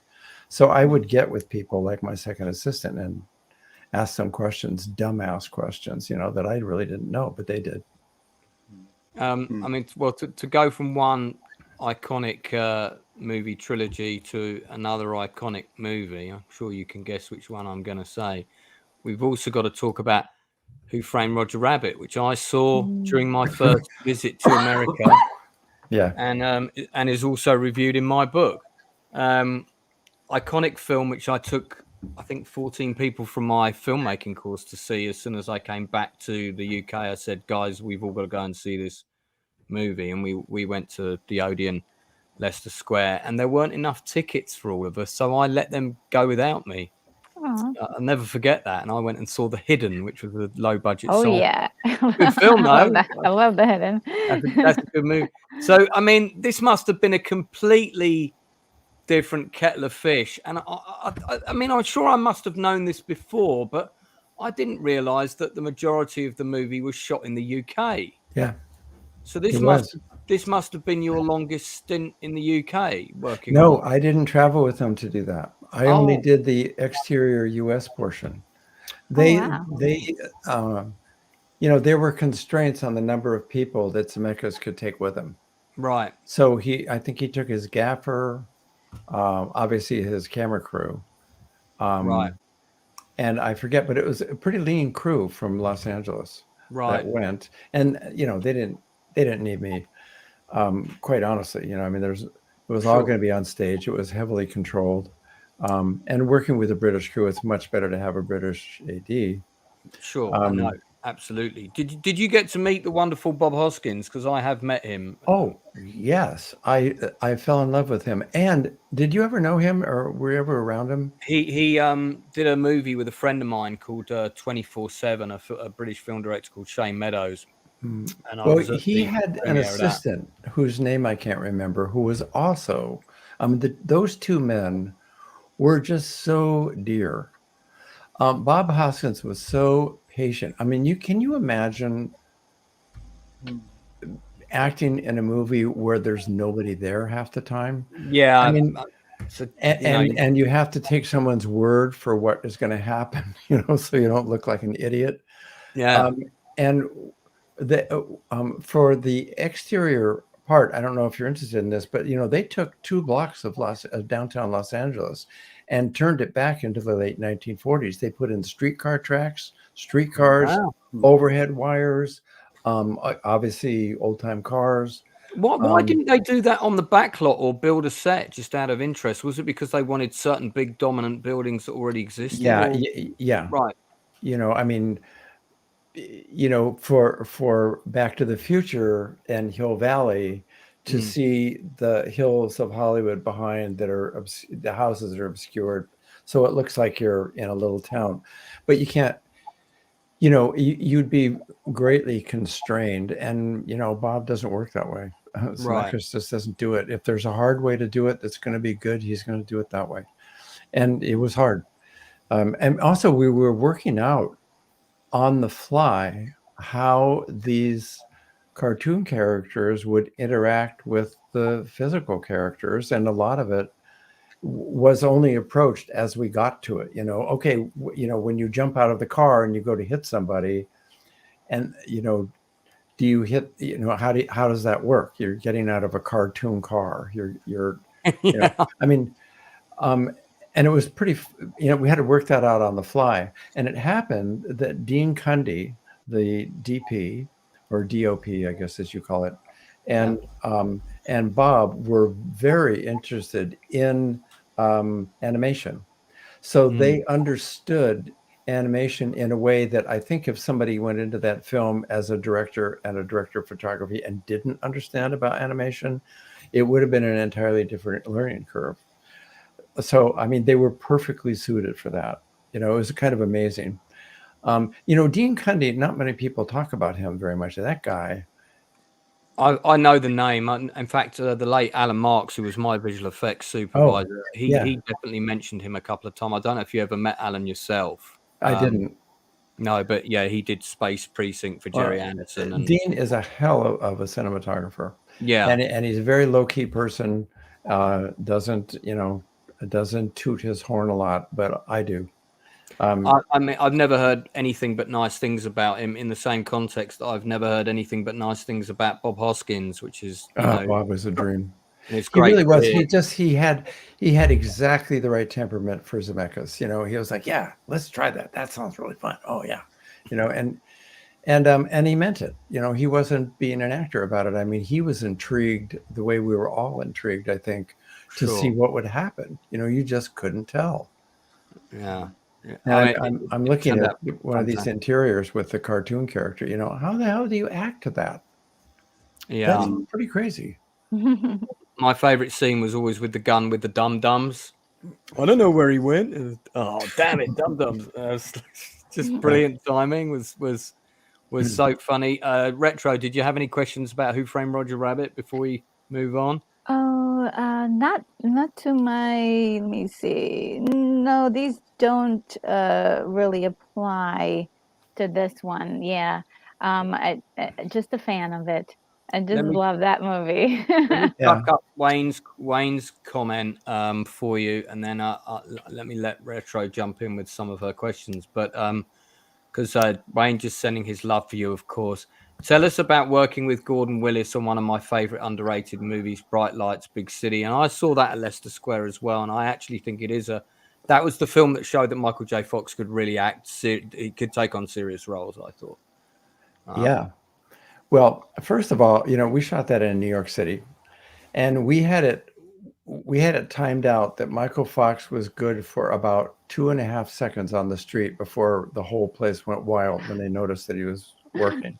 Right. So, I mean, really, that was at the height of his popularity. Back to the Future was out.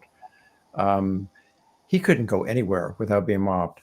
So we used to have to hide him in buildings and work out everything with the stand-ins in the background and have everything ready and roll the cameras, slate it, and then run Michael out onto the sidewalk to do whatever he had to do and then get him out of there before the place went crazy. We had to do a lot of that. But we started out with a woman director and a cameraman, and their idea of the film was it wasn't working, I guess is the best way to put it. And Sydney was producing this, by the way, so I had my dad over my shoulder. Sure. So they let that combination go. They let the DP and the director go, and they brought in who was the man? Was James Bridges? James Bridges, just a sweetheart of a man, and Gordon, who was everything that you've heard about him. He was gruff.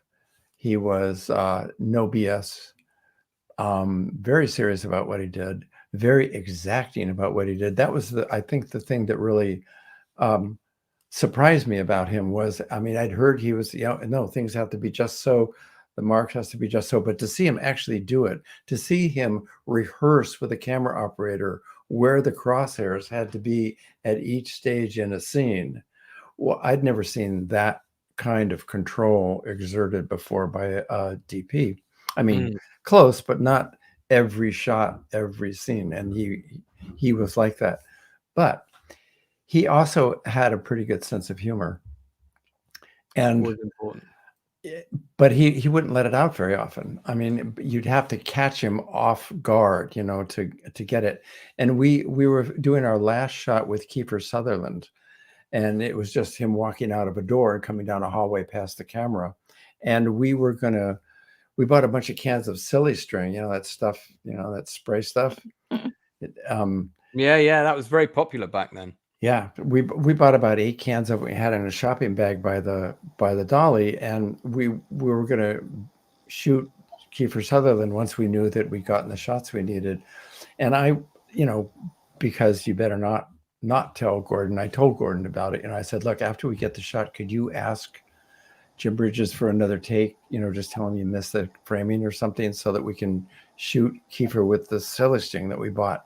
And he said yes right away, which should have been a giveaway. He was the first guy out there with silly string shooting Kiefer Sutherland. He just buried him in string. He just thought it was great.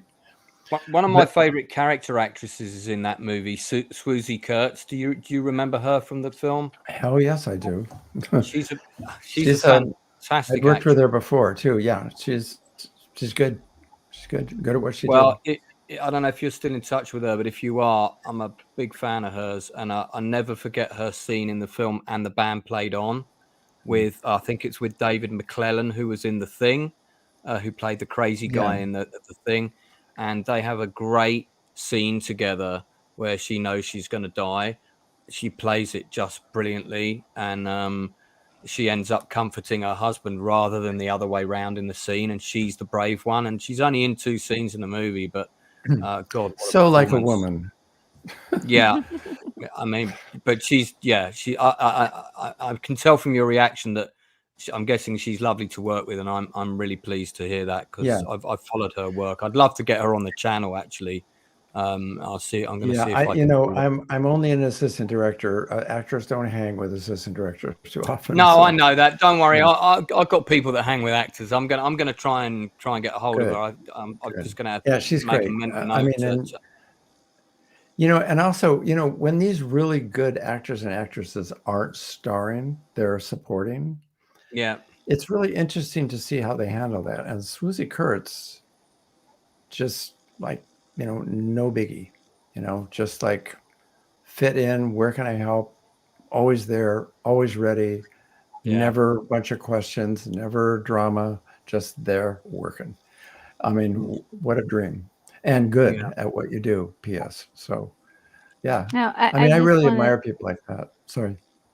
Oh yeah, no, I didn't mean to cut you off. Since we were talking about actors, I was going to ask you, when you work with method actors, how does that really affect the set and how production goes, and maybe even the other actors? Because that was a big thing in the news, about how some actors doing method is really disruptive on set. Can you give your opinion on that?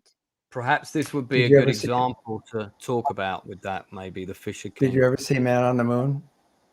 Oh my God, yeah, that's in my list of questions. So, but yeah, that was.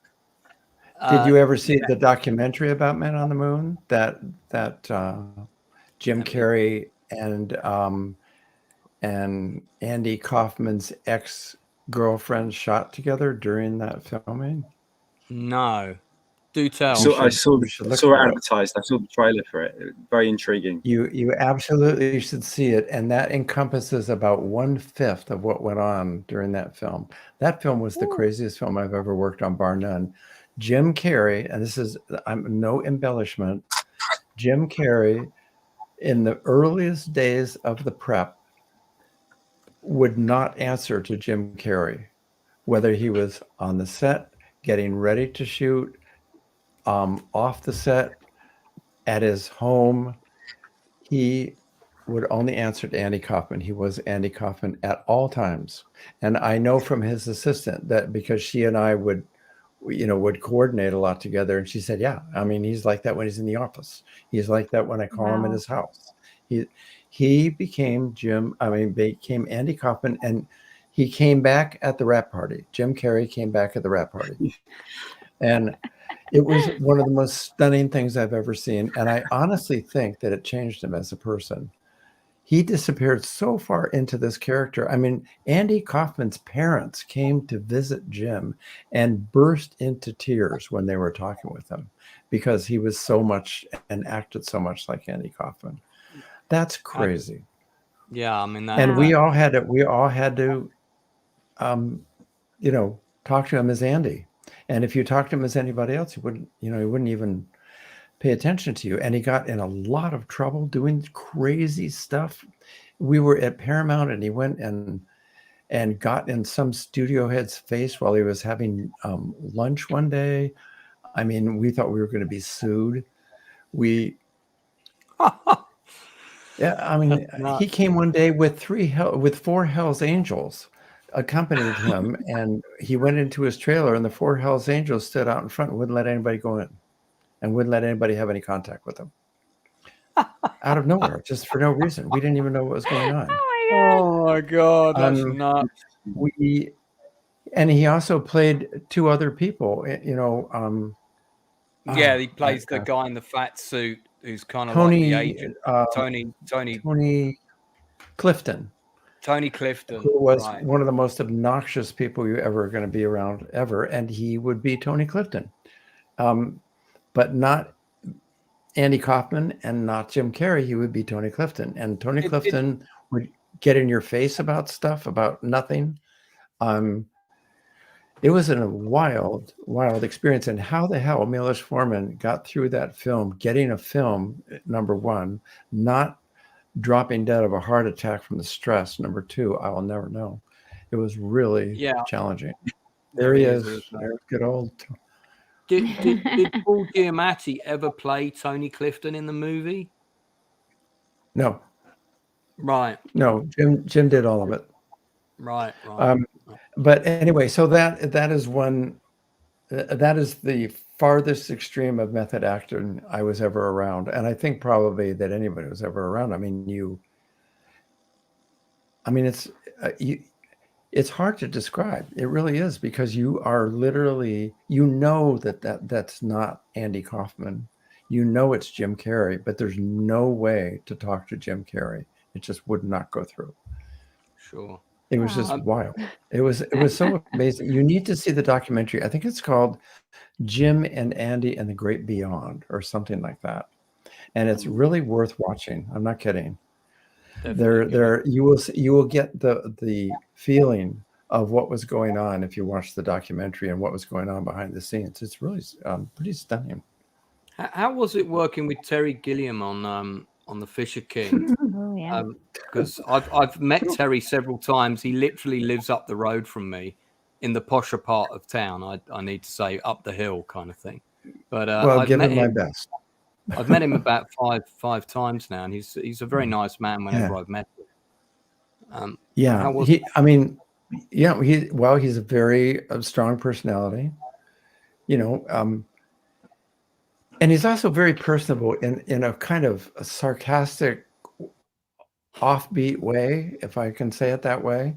But he was very serious about me.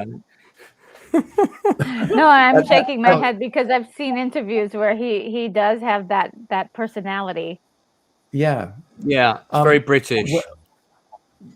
Yes. And kind of not sarcastic, more sardonic, more just kind of ironic and certain things. He's very serious about what he does, but he doesn't brook Hollywood bullshit, No. And I took over that film too. They were about 2 weeks into shooting, and I got a call and flew into New York the next night and stayed up all night shooting in Central Park, I think. And so Terry and I had a lot of catch up to do. And we went back and did reshoots in Grand Central Station, that huge dance sequence. God, We that's had an to do some amazing pickup sequence. shots there. Yeah. Whoa. And, I'm good friends with the gaffer who did that, a guy named Jim Planette. And I've been egging him to write a book, which he is doing. But he said that was the biggest lighting setup he ever did. It was just unbelievable. Wow. Well, you can ask him to come on my channel because I want to interview somebody in every position on the crew. So I haven't got a gaffer yet. So if he wants to come on, we'll talk to him. I'll talk to him about it. I don't know if he'll do that or not, but I will tell him he's done hundreds of films. I've done, less than 50. He's done a serious amount of films. His dad was a gaffer. He started at a young age, and he's incredibly knowledgeable. And he's about my age, so and he's still doing films. So that's pretty weird. Okay, other method actors who? Dustin could, put it on, take it off like a hat. He could be method when he needed to and wanted to, but he could snap right back into Dustin if there was something, there's a phone call from his wife, or like if somebody said something he needed to talk about, he would snap right out of what he was doing and do that. But when he was in a part, he was, when he was Dorothy in Tootsie, he was a lot of fun to be around. And I wouldn't even say he. I would say she. Wow. He really reveled in that part. He said he learned so much about women, and felt guilty about it because he realized that when you are not attractive, slender, and cool butt and everything, people don't tend to like strike up conversations with you. And he said, and he met so many people like that as he was doing this part, who were so wonderful and so deep and so knowledgeable. He said he realized he'd missed a whole aspect of his adulthood, not paying attention to people just because maybe they weren't the right look. And on Rain Man, when he'd go into that character, that was really something. That was really something to watch. And he worked that personality out all the way through the film. When we finished Rain Man, we actually went back to Cincinnati and shot a few scenes again because he felt he had a better understanding of the character and could do a better job with it, and he did. Right. That's interesting. I'll bet that was a bit of a budgetary question, but I'm sure they worked it out. We should ask the David Tomblin story, and I'll explain for people watching. When I first spoke to David, I was saying you hear certain names of people in different crew positions who are very revered, and David McGiffert being one of those. And I was saying not like David Tomlin. Well, David Tomlin is is the British equivalent of David McGiffert. I'm sure he wouldn't be too displeased if I said that. Well, the way I heard about David Tomlin was that he was actually probably the preeminent assistant director of our age. And it wasn't one or two people that I heard this from. I heard this from a lot of people. And I used to read articles and things about British film and stuff, and you would hear tales of David Tomlin. Yes, this is David Tomlin was on this show. He was on that show. I think Spielberg spoke about him at one point. I helped Spielberg do the camera test for Empire of the Sun. Right. And I think David actually was his AD on that film. I believe he was, yeah. Yeah. So Sidney Pollack and I were talking. We didn't talk outside of a film very, very rarely. And I can't remember why I was talking with him. But he said, I can't take you on out of Africa. It's a British crew and it's British money, and I can't take you. And I said, well, sure, I understand. He said, but who have you heard of any ADs that I should use? And I said, yes. I said, you should use David Tomlin. I said, I have not heard anything ever bad about David Tomlin. He is supposed to be fantastic. You'll probably want to keep him once you meet him. You'll want to, I'll never work for you again, but he's supposed to be really good. And Sydney did hire David, and you saw Out of Africa and how well it was done Sure. from a production standpoint, from the way things looked standpoint. And I think David also did Havana with him, which was a really difficult show. I was so glad I wasn't on that picture with Sydney, because Sydney was not nice on that show for a various number of reasons. And it was a hard show for everybody, but David was on that film. Yeah, that's him. Yeah, that's him on Empire Strikes Back. Yeah. Or no, Return of the Jedi, sorry. Yeah. I never got to meet him. I always kind of wished I had. But I asked Sydney when I next worked with him, I can't remember what it was, maybe The Firm or something. I said, so, what did you think of David Tomblin? And his answer was so funny. He said, he was, of course, he was good, but you would have thought it was his money. And that was Sydney's answer. And I never quite went deeper into it of why he said that, but I just thought that was such a funny thing. So apparently he was involved not only in what the film looked like, but he was also in film budget, conscious budgetarily of what was going on and what could and couldn't be done, Yeah, I mean, he was the first AD on my favorite historical picture of all time, which is A Bridge Too Far. And you can see that him. Must have been early in his career. Yeah, it was one of his first big jobs, 76, that was shot. And but he was born in 31, so he'd been in the industry for a little bit before that. But I think he did do other jobs. On set. Well, I don't think he could have dropped into that one cold. No, I mean he was Richard Attenborough's go-to guy, and he was great friends with Alan Tompkins, who was an art director who's great friends of mine. And Alan sadly passed away not that long ago. I think I have the. Is it 2015 or something? Yeah. No. Yeah. I've got the. I was actually the main speaker at his funeral. I didn't know I was going to be the main speaker until I got to the funeral, which was or the live celebration. Sorry, rather than the funeral. And Alan, of course, had an amazing career, and he told me a lot of stories about David and what a wonderful first AD he was. So, I bet. I mean, I wish. Did he ever write anything, or because David Tomblin didn't? Alan Tompkins did a biography, which I have. Good. I think Alex might have a copy of that as well. Would you email me? What it is, so that I could look at it. Yeah, absolutely. Yeah. Well, here in the States, we have several ADs that are world class. Also, there's a guy named Ulrich Porter. I don't know if you've ever heard of him. The name definitely rings a bell. Yeah, he's a Hawaiian man, and I've never met him.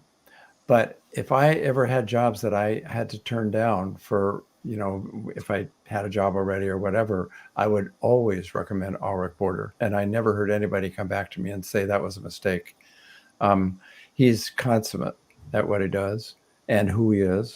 And he's a family man. He's not some paragon of AD-ness. He's just this wonderful human being who is incredibly knowledgeable and incredibly wonderful with people.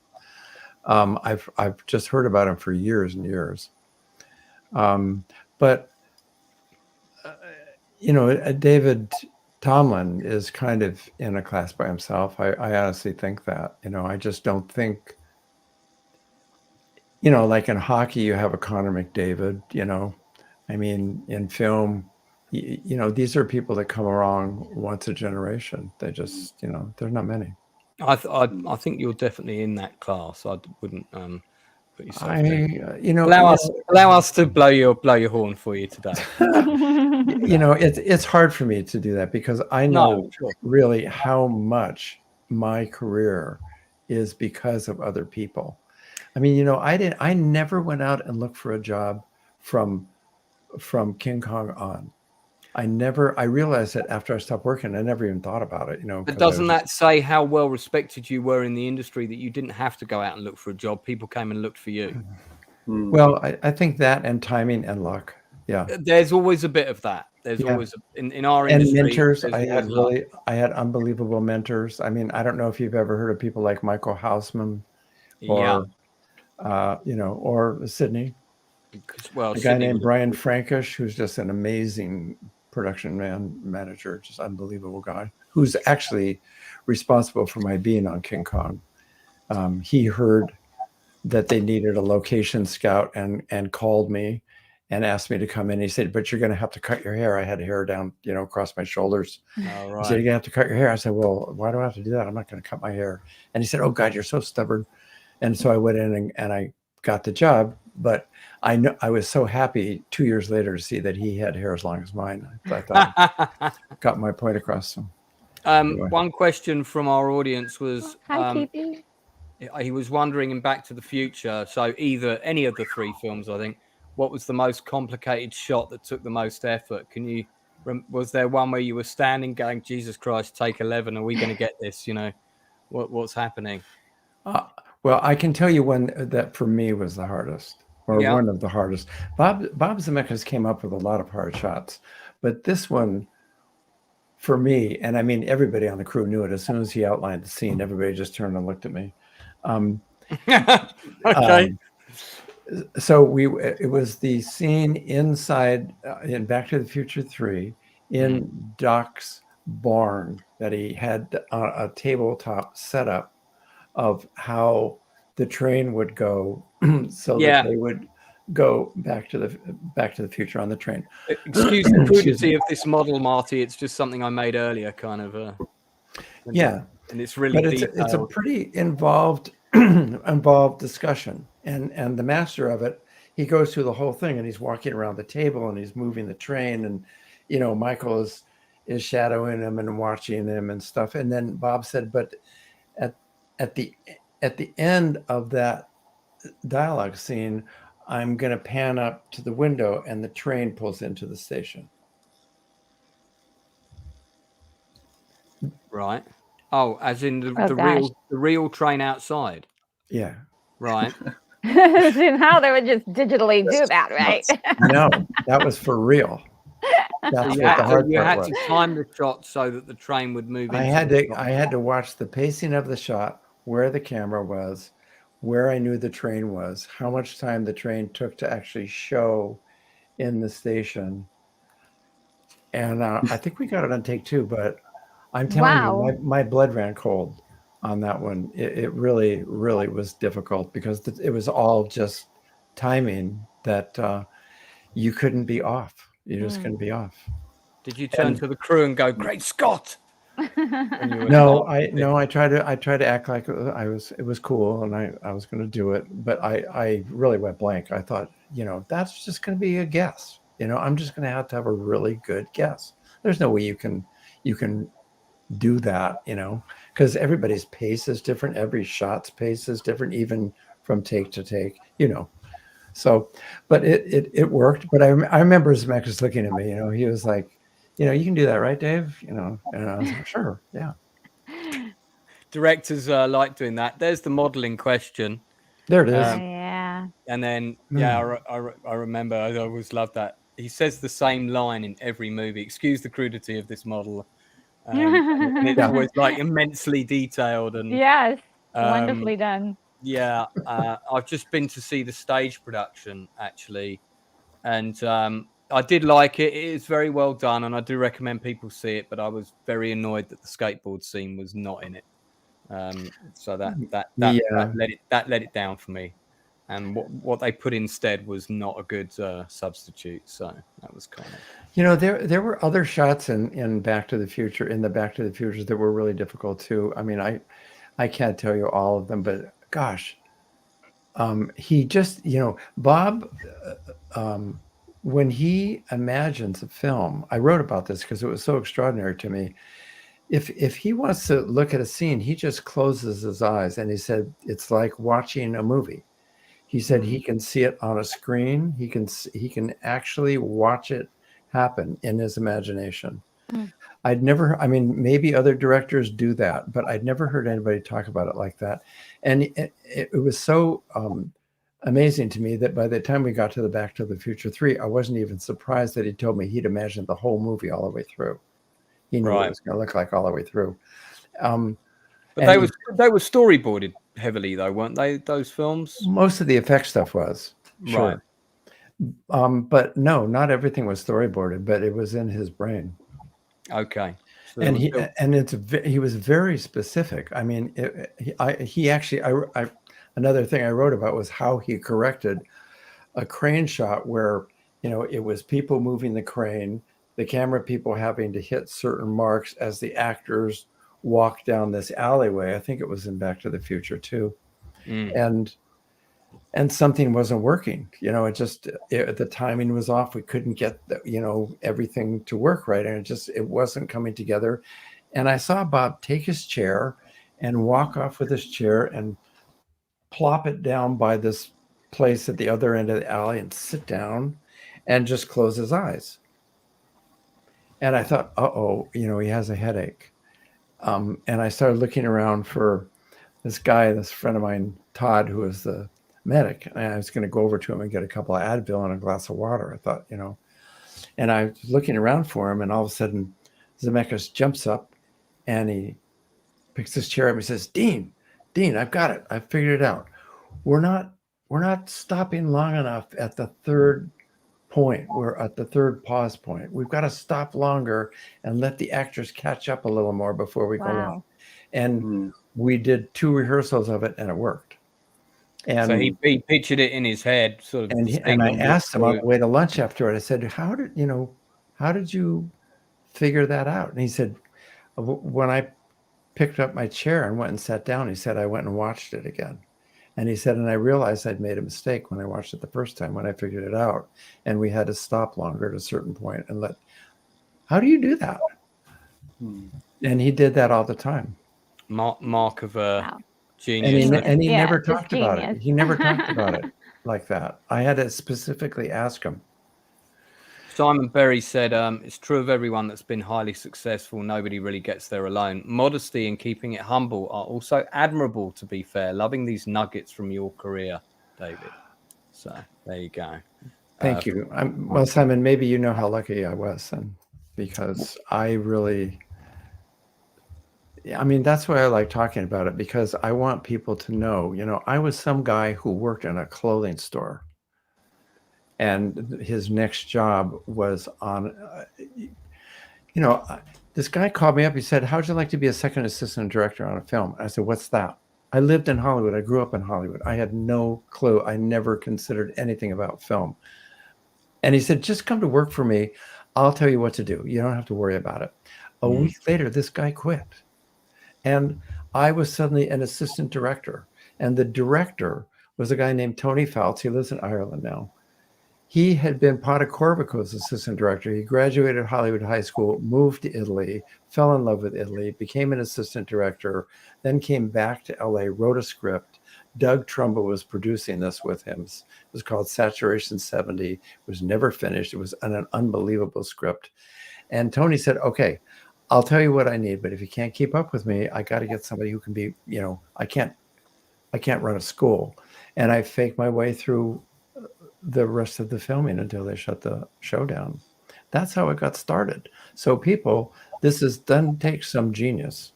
You just have to, if you want to do it. Once the hook was in, I couldn't believe what a world this was. I got my entire life's education, doing this. Well, I'm conscious of the time, so I just want to throw the final questions to Alex and Retro, who may have some. Sorry, Alex, you were already about to jump in there. So guys, get your final questions in now. Just curious, you hit the ground running in those early days. What were the sort of hardest lessons that you learned quick? You better not have a rigid mindset. You better be flexible, because if you had a rigid mindset, you're dead. I mean, because nothing on a film set works in a rigid way. And the more open you are to change and to modification and to finding something better, usually, but you can't do that if you have a rigid mindset. And you'd meet a lot of people who were like line producers and stuff, and they'd come up and they go, "Okay, let's make a shot list for the afternoon." And so we know, where we should be at all points in the afternoon. I never could do that. I wouldn't even speak to something like that, because all that would happen is by the third shot, if you took 10 minutes longer than you needed, that person was going to come up to you and say, we're behind schedule. And that's not how film works. That's just not. So rigid mindset, no. Got to be flexible. Retro, I know you had a couple of questions left. Oh, well, I did ask most of them during our little visit here, but I did have one last question. I did watch a few interviews with you prior, and you were talking about Christopher Lloyd and some issues with him, losing him, and like that he would disappear sometimes when you were trying to get him. What happens on set, or what happens in general when an actor is lost? Like what happened, on set with that? People get very serious. It's not funny. Christopher Lloyd, I used to tell people, and my assistants agreed with me always, that Christopher Lloyd had the gift of invisibility. That's what I would say. You could be. I used to assign a PA to watch him. I'm not kidding, Lance. I would have a specific person watch Chris. He's going to wander over there. We're on the Western set. Go with him, shadow him, and tell me if he, tell me where he is. I need to know where he is all the time. And half an hour later, David, what? I can't find Chris. I said, what are you talking about? You were supposed to watch him. I don't know where he went. He did that a lot. Well, most actors don't do that very often. If they do, there's usually a specific reason. They're not feeling well, or they've gotten a weird phone call, or something. But there are some actors that don't show up on time. I'm not interested in talking badly about people, so I won't say who. No, we don't want to do that. That's not what's wonderful about the stuff like that. Those are people things. But there was a very well-known actor on a very big deal show that would come in late a lot in the mornings, and the show revolved around this person. And I would tell my second assistants, do not tell him he's late. Do not in any way make him feel weird. Just welcome him to the set, get him to the dressing room, get him ready, and tell me what's going on when he gets here. And people would say, well, why are you telling your seconds not to tell him he's late? And push that a little bit. And I said, because if the studio heads who are acutely aware of this film and know that he's late, they know everything this person does. If they're not going to say anything, I'm not going to put these kids in harm's way and get the wrath of a very competent, high-ranking person and tell them that they're late and come on. I mean, that's not how you do it. And this person being paid millions of dollars, you would think, that's their responsibility. That's the way I would look at it. Interesting. But Chris was different. Chris, one night, you remember in Back to the Future 3, I know your time constraints, so just wait. No. I don't have time constraints. I'm more concerned about your time. Oh, so I don't. I'm retired.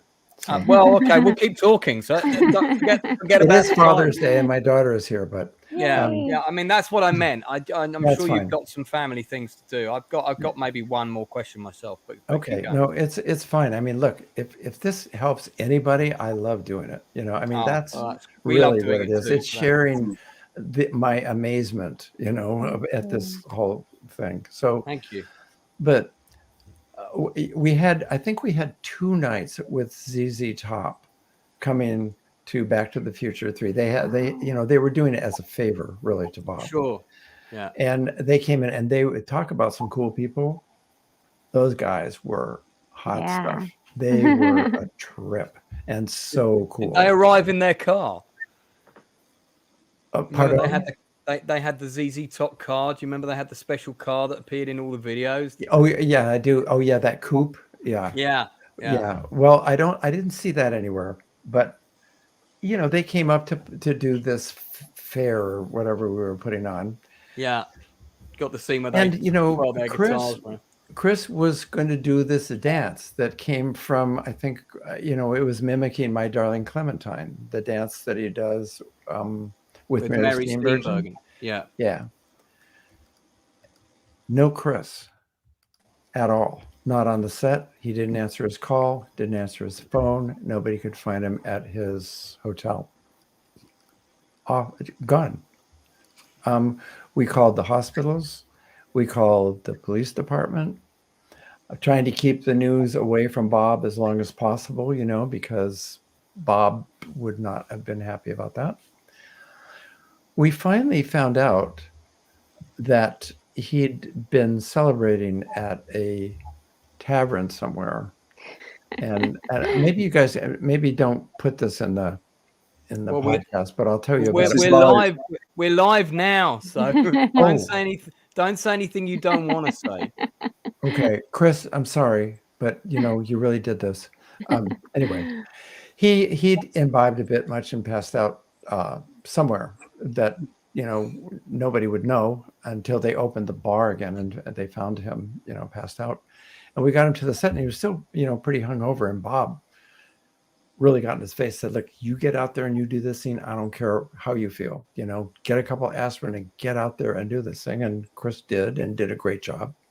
But, you know, he was a free spirit. He really was. I mean, you have to understand the degree of professionalism he also had, because I don't want to slander him in any way, because that's not it. It's just the things that happen with human beings more than yeah. You know, it's I've just heard lots of nice stories. This happened, you know.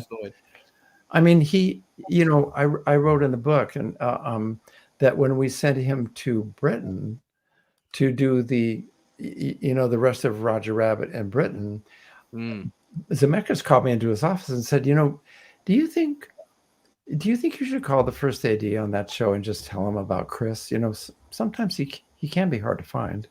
And he laughed at me, you know, and I said, that's a great idea. I called this AD. I've been wanting to call him. I have his phone number, but I haven't called him. I wanted to ask him if this was really what happened, but because I didn't hear about it until months later, actually. But supposedly we put Chris on the flight, and this guy was very, as you would feel if somebody called you up and said, look, I just want to tell you about Chris. You know, sometimes he can be hard to find. And I told him a couple of instances of it. And I just said, you know, I just want you to be aware of it. And he said, you know, we've done this so many times. We'll go to the airport. My second and I will be at the airport. We'll meet him right when he gets off the plane. We're going to take him to the studio. We have a wardrobe fitting we want to do with him. We've sent him a note about the wardrobe fitting. He knows about it. I'm sure it'll be fine. But thank you so much for calling. And in a sense, in a subtle way, just saying, you know, we got it. You know, we get it. Yeah. We're, you know, we know what we're doing.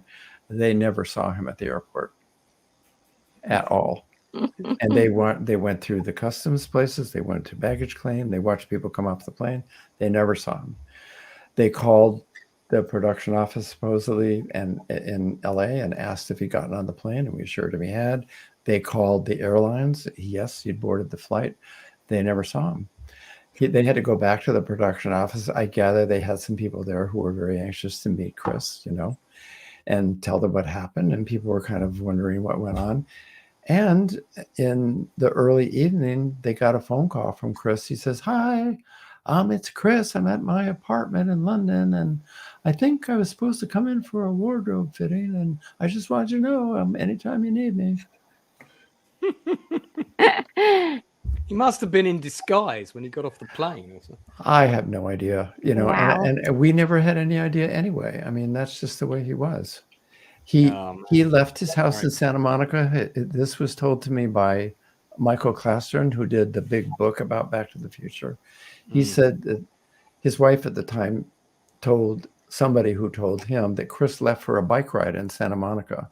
He told his wife he was going out for a bike ride, and he left and called her from Banning, which is on the way to Palm Springs. Okay. It's probably 80 miles away from, or 70 miles away from Santa Monica, and asked his wife to wire him some money to a place in Banning. And supposedly the next time his wife heard from him, he called her from Maine. He bicycled a cappella spontaneously across the country. Damn, that man liked his bike. Yeah, he was a big bicyclist, but Free spirit. I never Definitely. had a chance to ask him about that. I want to tell you one more thing you were saying about audience reaction to Back to the Future. Sure. I got in I think 2017, I got a call from a friend of mine who said, "Look, do you want to go out to this playhouse and they're showing Back to the Future and it's a big playhouse, got all these tiers, 3 tiers of audience." And then they're going to have Chris Lloyd there for a question and answer afterward. And I just wanted to know if you want to go. I said, yes, I want to go. And my wife wants to go. Yes. So we went and we sat in the second row off to one side. This audience was packed, and it was packed with people my age all the way down to little kids. And you talk about a screening, that place went wild. And this was 2017. Right. Years and years after that. And the place just went wild, and nobody left for the question and answer. Everybody, maybe 5 people got up and walked out, but everybody else stayed for all the questions. And I just think that's remarkable. No, it's one of those. It's one of those films that you can put it on once a year, and and if you put the first one on, you're going to have to watch the other 2 as well. Yeah. So I've got the trilogy box set in the other room. There was a couple of things that I skirted over, and I don't want to segue. I'm conscious of your time with your daughter.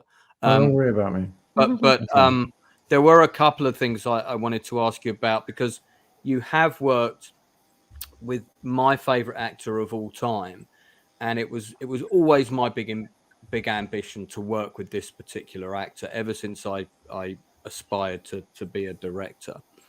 And I heard that they were retiring, so I was like, well, I'm not going to get to work with them now, which is a real gut punch, but I'm going to have to write them a letter at least, because I can't let that go past in my life, this person not knowing that I wanted to work with them so badly.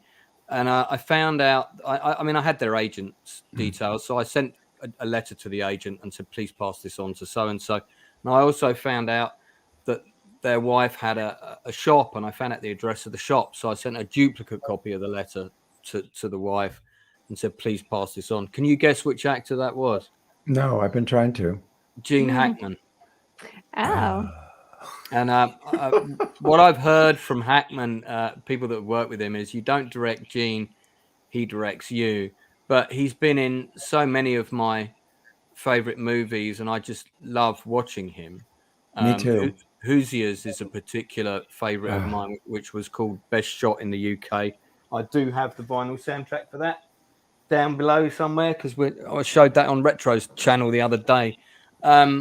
You worked with him on Twilight, again with Paul Newman and Susan Sarandon, and The Firm, and The Firm, and I think one other movie. Heartbreakers. Heartbreak, that's right, with Jennifer Love Hewitt and Sigourney Weaver. Yeah. He was so hilarious in that movie. Here's this guy who's known for being a tough guy. Yeah. And we would have to stop filming sometimes because he would do stuff that was just so insanely funny. on Heartbreakers, he was just so great. But I think let's see, I met him on The Firm then. And everybody knew when he was going to be coming to the set, and everybody was kind of on their toes. We'd all heard about him, but he was he made us all feel like fools in a way. He came on, he was like completely cool, and there were a few times early on in The Firm when he didn't know his lines well, and that did not work for Sidney, because Sidney's likes to knock out these things and get going. So they had a few discussions off to the side, but we never, I knew what was going on, but Sidney was just saying, look, you got to know the lines, because it's just the way we roll. And of course we had Tom Cruise, who that's the only way Tom Cruise rolls. Tom Cruise is unbelievable to work with. Yeah, I did Phenomenal, want to phenomenal ask you person. about that because Phenomenal man. You worked with him twice on The Firm and also Vanilla Sky, And Rain Man. right, yeah. and he strikes me as incredibly professional and wants the best out of absolutely everything, and that's not a bad thing at all, I don't think. No, and he's many things, but he's a consummate professional for sure. I mean, But, it's all these stories about the crew can't look at him on set and all that. That's got to be a load of nonsense, isn't it? He just doesn't strike me. As far as I know, that's baloney. Yeah. Okay, that's what I thought. Yeah, I mean, but look at, it's been years since I worked with him. He has gone and done a whole ton of other films after I knew him. But I've talked to other ADs that have worked with him recently, and they said he's the same way. He's just fantastic. He's helpful. He's enthusiastic. He is the point of the spear. He's the guy. And I mean, when you come to work, you better be ready to go because he is, and he expects you to be. And there's nothing wrong with that. No, there's no. That's what you hope for. No, but I want to tell you a story about Tom, but I want to talk about Gene. Gene Hackman was just terrific. I mean, we got along great. I mean, because I just was bottom line with him. I just said, look, I need, we need you here. And then, we don't know quite how the next scene is going to go, but then I'm going to need you late in the afternoon, or Sydney's going to need you, and he goes, sure, fine, fine, good. And he always, he was always ready. But there were a few scenes in The Firm only that I can remember where he just objected a little bit to the way he was being portrayed when he was being portrayed with Tom Cruise's wife in the film. He just felt like, he didn't really want to be that guy. You know what I mean? And so he and Sydney would have talks so that I think he was asking Sydney to just soften that a little bit so he didn't look like such an asshole, And I kind of love that, and I think even Sydney did too. I mean, we never talk about stuff like that because that's Sydney's business and not mine. But unless he brought it up, and he didn't. But I like that about him. He felt for this character. I thought that was kind of nice. But so he was trying to play the character in The Firm, kind of less villainous than slightly more sympathetic than he was written. Is that only when it came to how he dealt when he was making the passes at Tom Cruise's wife? Right. Yeah, I remember that scene. Yeah. And but it started early on when he went to visit her at the school and tell her, she was a school teacher, and he went to see her standing outside the fence and was talking with her a little bit. And that led to then other stuff that happened on Grand Cayman. But I just thought that was a kind of a tell, on him in a certain way, a certain who he was as a person. He and I also had a huge interest in underwater treasure diving. Cool. I was lucky enough to dive on some Spanish wrecks. I can't tell you where because I wasn't supposed to be there. But okay, I've had such a crazy life, you guys. I'm not kidding you. I mean, we could do another stream about that if you want. Man, and race cars, and it's ridiculous. But Gene and I hooked up on that one, and he was writing a book, I think, about. It was a sea story. I remember that. And I don't remember the whole thing about it, but we had long talks, and I brought him in some of the stuff that I'd found so he could look at it and handle it because he'd never seen stuff like that. So we had that little side thing, but he was. Man, I'm jealous. He had huge financial expenses. I mean, I think he had lots of alimony he was paying and stuff. Right. So he sort of had to work a lot. And there was an element of that sometimes, a little bit of fatigue, I think, that got in there. But he was a terrific man. I think he's retired to New Mexico now. I think he lives just outside, somewhere outside Santa Fe. I always wanted to know him better because he was the kind of person that I would like to have known. That's the British soundtrack for Hoosiers. It was called Best Shot when it was released over here. And because no one would know what Hoosiers meant in the UK, so they retitled it. But it's probably that and The Package, which Wayne has mentioned, are probably my two favorite Gene Hackman movies. And I really do like The Package, which almost no one has seen, funnily enough. No, I haven't even heard of it. It's with Tommy Lee Jones. It's a assassination conspiracy Cold War drama, predominantly set in West Germany at the time of the Iron Curtain. And I can tell you now, it's a fantastic film. You want to track that down. It's called The Package? The Package, yeah. Okay. Really good movie. Hold on one minute. Yeah, I'm writing it down too. And, I'm gonna be doing a retro review of that very soon, so I have to get that out before retro beats me. Do you know what year that was? Yeah, I do. It came out in, I believe it was, I think it was 91. I think Wayne will know if you guys. I realize I'm keeping you up way past your bedtime. No, you're not, because I normally work until 4 a.m. because I'm an acting coach and all my clients are in Los Angeles and New York. So I completely forgot about that part. Yeah, so you don't you're not keeping me up at okay, all. well, I want to tell you something about Tom Cruise. Yeah, please. And it's sort of out of school on him, and he probably wouldn't want me saying it, but I'm going to say it anyway, because it just shows you how eventually we built up this trust together. I write stories about how I met him. We met at the racetrack, actually, because Newman got him and me hooked on race cars at different times. But anyway, but on Vanilla Sky, we were done with the New York stuff. We were back in Los Angeles. We were shooting at Paramount, and a lot of stage work at Paramount. A lot of people working ahead, building stages, and we were eating up stages. We were going pretty good, but a lot of stage work. And it was an expensive show. The cost runs were difficult. I imagine I never paid attention to that stuff because I just don't care. Yeah, it's not your job. I don't. I mean, that's why I never would become a production manager. I would have spent all the money. I mean, the money is to be spent on the film. A production manager makes his reputation by saving money. What is wrong with this picture? Anyway,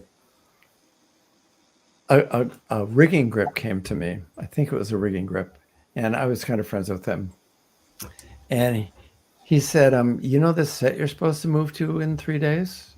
I said, yeah, the one up at whatever it was. And he said, yeah. He said, do you know how much trouble we're in up there? And I said, what do you mean? He said, we're not going to be ready. We're way behind. We're through our budget. They're afraid to ask for more money, and they need to hire more people to get it ready in time. And you guys are going to get there with the whole shooting company. And I know what a day's shooting costs with this company. It's a lot of money, and we need some help. I'm just telling you out of school, and is there anything you can do? And the first thing I thought of was, Tom was a producer on Vanilla Sky. And I said, let me see what I can do. I never even told Cameron Crowe. And I went to Tom's trailer, and he always had people out in front. And he has kind of a coterie of people around, and there's always doing something inside with people, meetings and stuff. And I said, I need to talk to Tom, and I need to talk to him with nobody around. And they said, well, I don't think we can do that. And I said, well, would you go tell him that I'm here and I need to talk to him? And pretty soon people come bailing out of the trailer, not that many. It was like 3 people. And Tom comes to the door and he goes, what? And I said, can I talk to you for a second? He said, sure, come in. What's wrong? And I told him what I'd been told.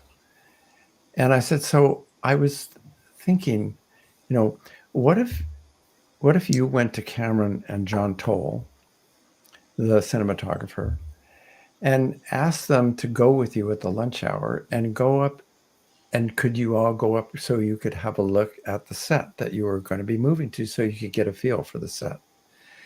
And if you go there and then ask the guys the riggers and stuff, how it's going, I think they would tell you that they're having some problems. Would you be willing to do that? And he said, absolutely. That's how Tom talks. Absolutely. And he's looking at you directly in your face, absolutely. And at the lunch hour, I hear Tom come in and go, "Hey, Cameron, can we go with John and go look at the set?" And they went up and they were looking at the set. Tom found somebody to get talking about how they were doing on getting everything ready.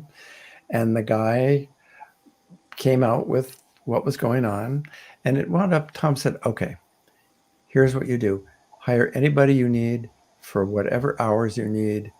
I will pay for it personally. I will personally write a check. It will not show up on the budget. You just do it. Get it done so that when we get here, we're not stopped in our tracks. Go. I'll pay for it." That's Tom. Oh man. Yes. Remarkable. Yes. Standing I would ovation. give my right arm to work with him. Maybe in the next. No, one. that's for real. That's the kind of guy he is. Wow. And that's the kind of trust we had. I do have to say that, I mean, I had a radio in his trailer during the firm so that if Sydney would go up on something, he'd get temperamental. I mean, that's happens. Yeah. But sometimes, he's tired. He doesn't want to, and he gets angry at something. And I had a specific code on the radio that I would use. And if Tom's assistant heard it, he would tell Tom, and Tom would come immediately into the set and come and go, "Hey, Sydney, how's it going? Show me the setup. How's it going?" And he'd just chill it out and calm Sydney down. And we'd never allude to it. We did it maybe 3 times on the whole movie. It wasn't a big deal, but he always came through.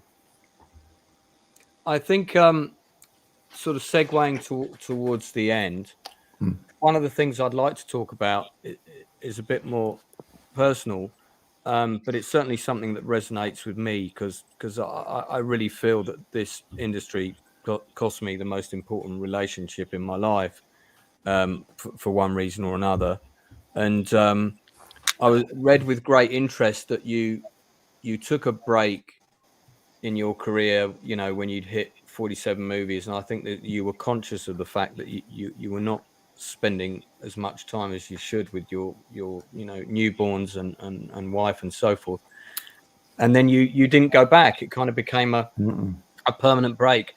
I mean, I don't want to get too personal, of course, David, but could you maybe talk us through that a little bit to the degree that you feel comfortable with and Sure. how you wrestled with that decision and because I think this is a profession that is the waste ground of relationships and the balance between work and play and personal professional is so difficult for a lot of people to get right, and sometimes it's not about that. Sometimes it's just an industry that itself can be very unforgiving and sure. And if you have a rough relationship, it only exacerbates the problems, Sure. Yeah, or it can even destroy some of the strongest ones in my experience.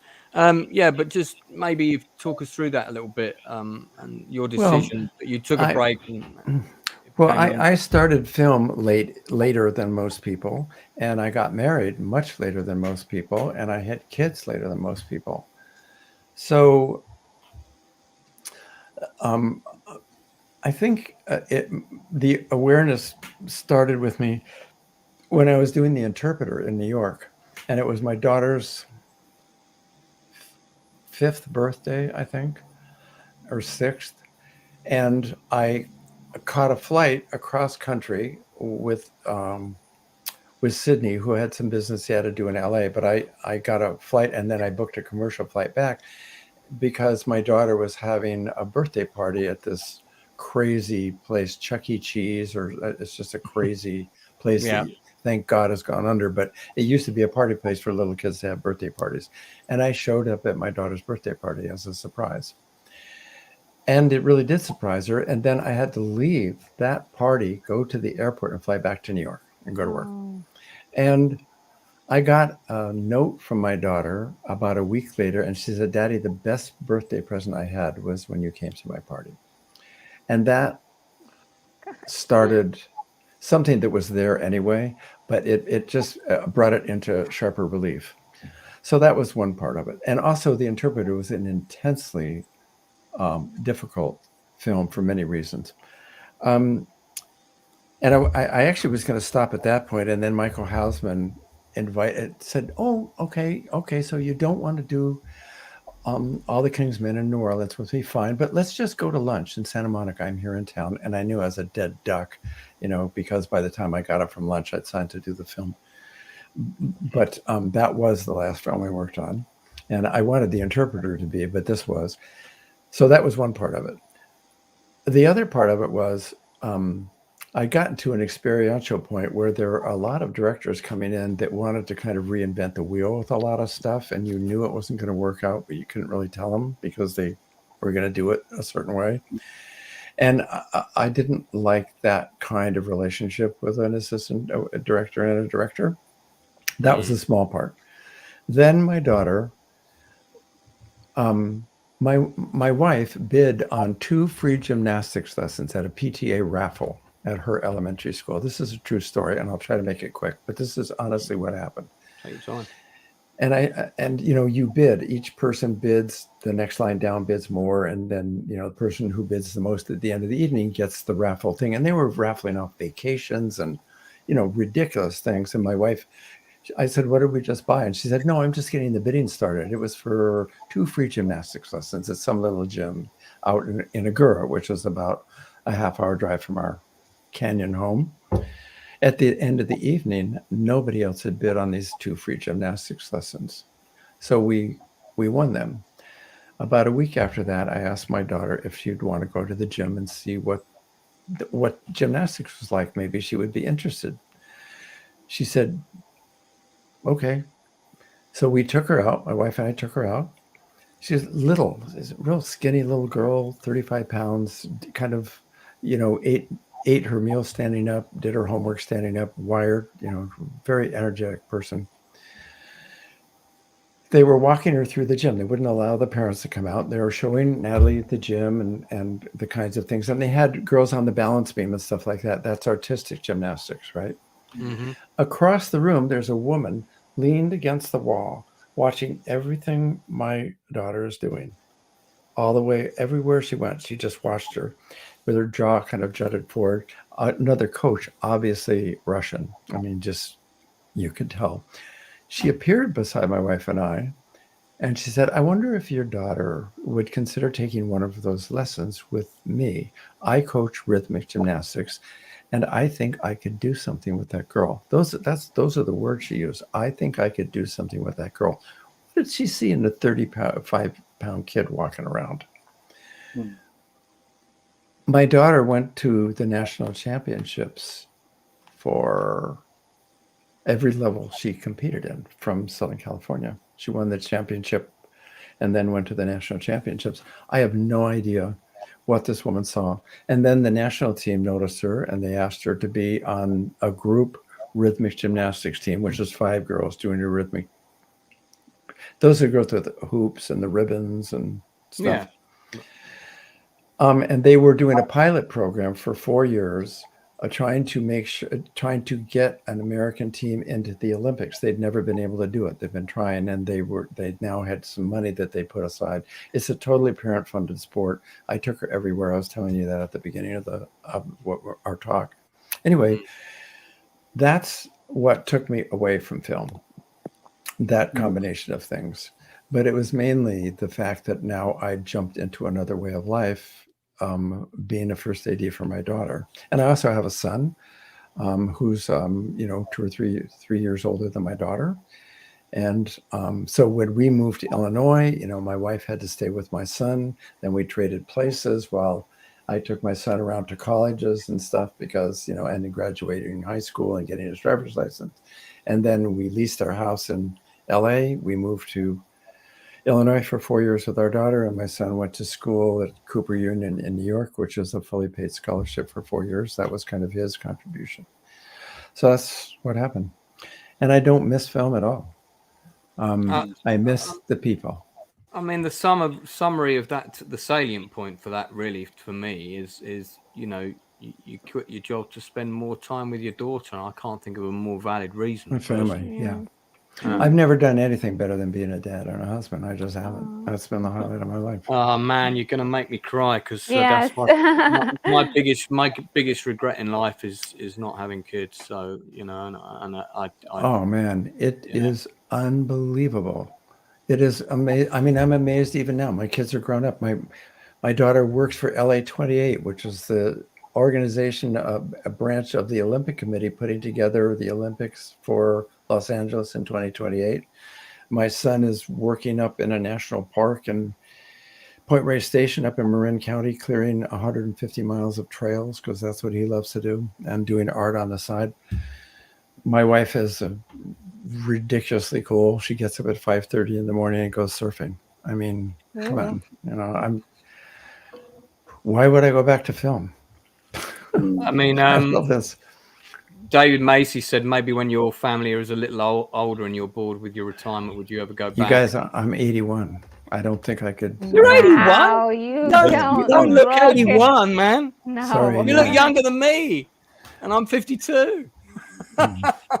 Wow. God, I hope I look as good as you when I'm 81. I was thinking in my head, it was like, he must have been so young on set. It was a baby, but no. Wow. Okay, No, keep that a secret. But anyway. I mean, I guess that's California and surfing combined. No, you know, honestly, what it is, a lot of us luck of the draw. But also, you know, standing on your feet for 12, 14, 17 hours a day on a set, you know, you better be in shape, you know, because you're just going to drop in your tracks. Yeah. And I used to go running on my lunch hour on films. I used to change into shorts and go running for a half an hour. Right. Because that's how I got rid of stress. I was going to say, you don't see a lot of big first ADs on set, you know, munching cakes. It's not, it is quite a physically, most of the key crew positions are pretty physically demanding jobs. And most key crew members are usually pretty sort of wiry, you know, that they don't all look like they hit the gym 3 times a week, but they're all sort of fairly lean. Yeah, I mean, I go to the gym every day now, but it's not to work out and become some big guy. It's just maintenance, you know, it's just movement. You got to move. Yeah. And I'm very lucky that way. I mean, yes, I sit and veg in front of the TV like everyone, but I have to move. I mean, that's just a part of my nature. I got to move around. So guys, any quick final questions for David before we wrap up? This has been an amazing stream. I'm still kind of blown away a bit. I mean, I shouldn't have told you how old I was. Just scare everybody. It's like, what are you kidding me? You're inspiring me. That'll make it even more amazing when you come back in a year's time and you look even younger. Yeah, no, I think it's extremely. I always think it's the other way around. In a year, I'll age like 30 years and just fall over. You know, it's just I don't know what happened to him. Anyway, I mean, the one person I didn't get to ask you about, who I'm a huge fan of, and I know you worked with him at least once, and we sadly lost him. I think it was last year. Whose career I discovered with the film Midnight Run, which was when I was in America in 1988, and that features in my book. Was Charles Grodin, and you worked with him on. I think it was It's My Turn with Michael Douglas. It's quite an old film. No, it was. Hang on, it was an Albert Brooks film. It's called Real Life. Oh, you worked on Real Life? Oh yes. I just watched that. I must have missed that. Well, you know the guy wearing the Ettenauer camera when he's burning the house? Yeah. That's me, because nobody would do it. Nobody would get in the house, burning house with him. He said, David, you got to do this with me, man. Nobody will do it. Come on, help me out. Anyway, and I also worked with him on King Kong. God, yes, because he was the film director guy, wasn't he? And he was the head of the expedition. Yeah. Yeah. I mean, I've heard a lot of nice things about him. So just imagine Albert Brooks and Charles Grodin in the same room. And you'll have, I mean, we used to have to stop filming so we could laugh because those two men were crazy together. And Charles Grodin and I were once dating the same girl, and we didn't care, you know, because we both liked her. She was so cool. And we were like, you know, and she would talk about Charles to me and me to Charles. And I've opened a whole can of worms here. I thought this was going to be No. a quick... No. It was mostly platonic. She was just a fantastic person, you know. Right. And he was just great. I mean, you know, his hair was falling out on King Kong. I wrote about that too. I'm not going to tell you the story about that, but there's a whole thing that happened with people collecting his hair and sprinkling it on his shirt and freaking him out. You know, it's just that's nuts. But Charles was unusual, and he was who he would talk about as a person when you'd see him on those shows. That he used to be on a show, I think, for a while, and he'd be like real scared of certain things and really put off by certain things. That was him. I mean, he had a fantastic sense of humor. It's just so under the radar, you know. Man, he was great. Yeah, it's, definitely someone who's going to be very missed from our screens. Well, for everybody watching, I just want to remind you that David has a wonderful book out, The Best Seat in the House. I have just put the link for it in the chat. Nice of you. Thank you.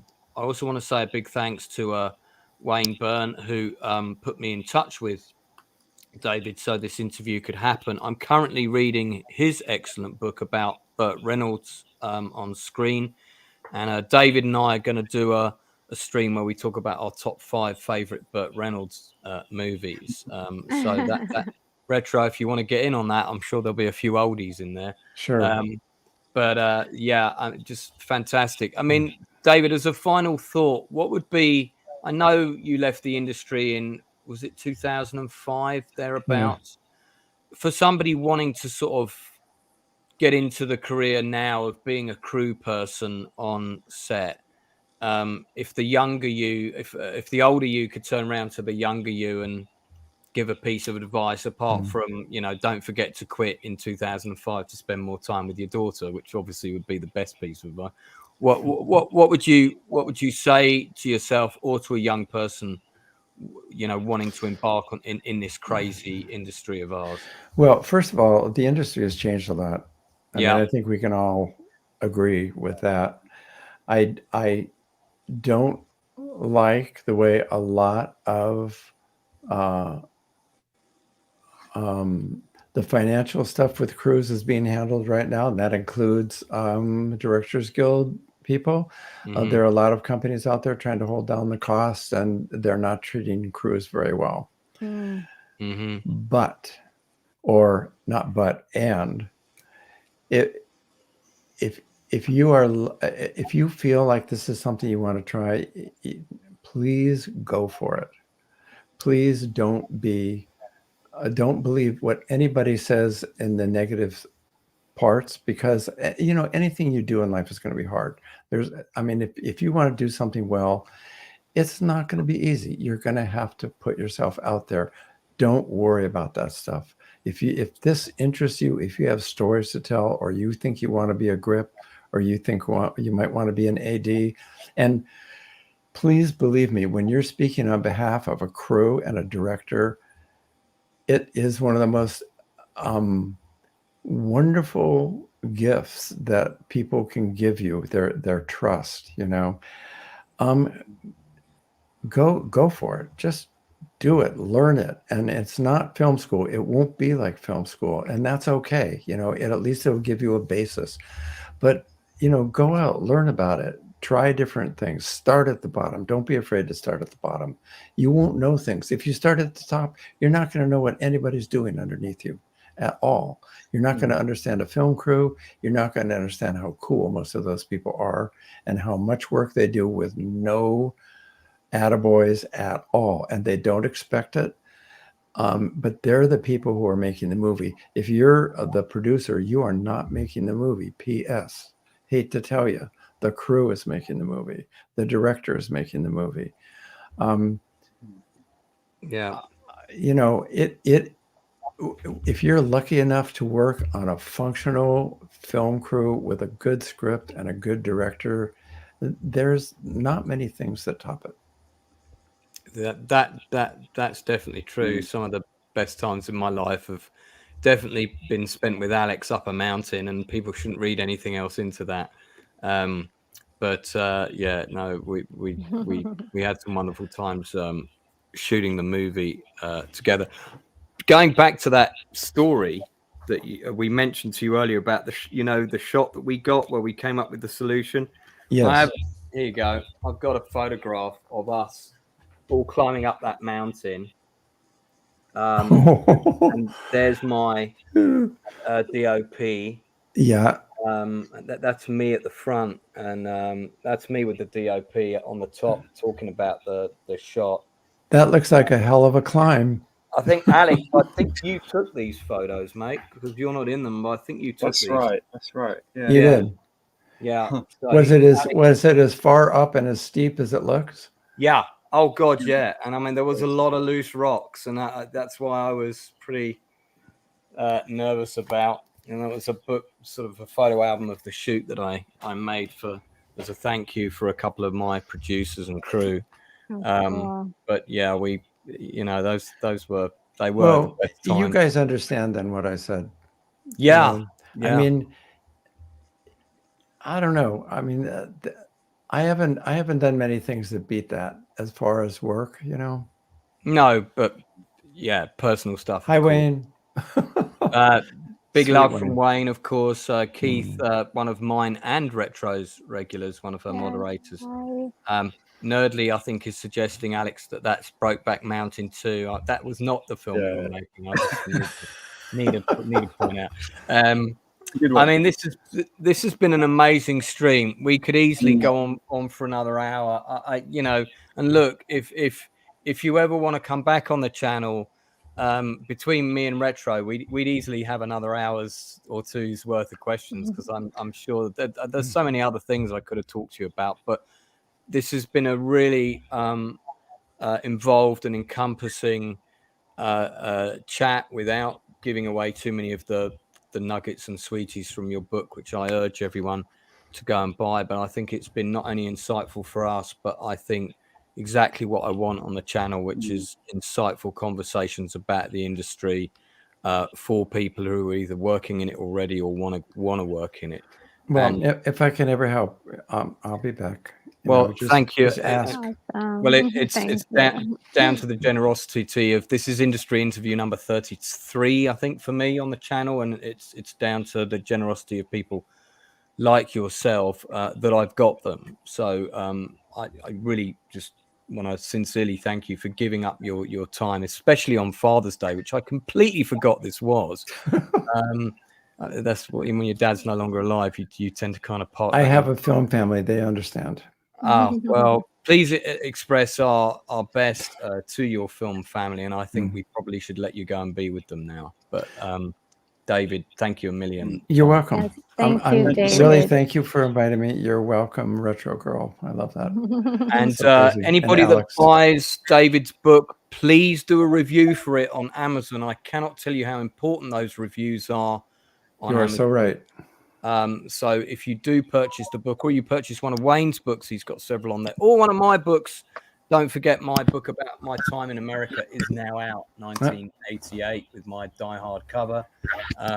It's now available on Amazon. It also includes all the reviews of the films I saw that year, including some of the ones that David was actually first ADing on the time. Who knew that we would be talking about them all these years later together? That is actually kind of nuts when you think about it. Thank you so much, David, for your time. Thanks to everyone in chat with your comments and questions. You've been wonderful. Really do appreciate you supporting the Outcast Creative. Do also subscribe to Retro Nerd Girl if you haven't already. She's got loads of amazing reviews, great content on there. She does wonderful live watch streams of older films that keep me up way past my sensible. And we really need your support to make our channels grow. So if you haven't subscribed to the Outcast Creative already, please do so. Please do share our streams, do watch our other content, because we need to get the watch hours up. So even if you want to whack on the film and put the mute button on while you're doing something else. But my feature film is on the channel. You can watch it. So David, you can actually watch this feature film, The Journey. It's actually on the channel. What's it called? The Journey? It's called The Journey, starring Okay. Jason Fleming and Lindsay Colson. It's on the channel, and I think the making of is probably also on there somewhere. Oh, and good. if you watch, you'll see both me and Alex as featured extras in one scene. In fact, I get to kill Alex, which was a lot of fun. So yeah, let me know when you've watched it, and then I'll tell you what the budget was, and we can share war stories. Okay. So guys, thanks so much for watching. Thank you, tonight. everybody. This has been an absolutely fantastic interview. I'm going to be back on Tuesday with Matthew Holmes, where we're talking about When We Were Soldiers and Black Hawk Down, both of which I watched today again for about the 10th time each. And Matthew and I will be reviewing and talking about those films and also the production stuff that went on. We both know people that were in both movies, so we got a lot to talk about with those two films. And of course, I'll be doing my weekly roundup on Wednesday and a few other things. Don't forget, I'm directing a play at the theatre next week, False Accounts, which is on in London. It's all going Lanceland. So if you are in London and you want to come and see the story of the greatest miscarriage of justice in British history, it is on the London stage, False Accounts, upstairs at the Gatehouse from Tuesday till Sunday with a fantastic cast. We've had amazing reviews and incredible response from the public already, and our last run was practically sold out. So don't forget to tell the people that you care about that you love them. Pick up the phone and do that today, and we'll see you all again real soon.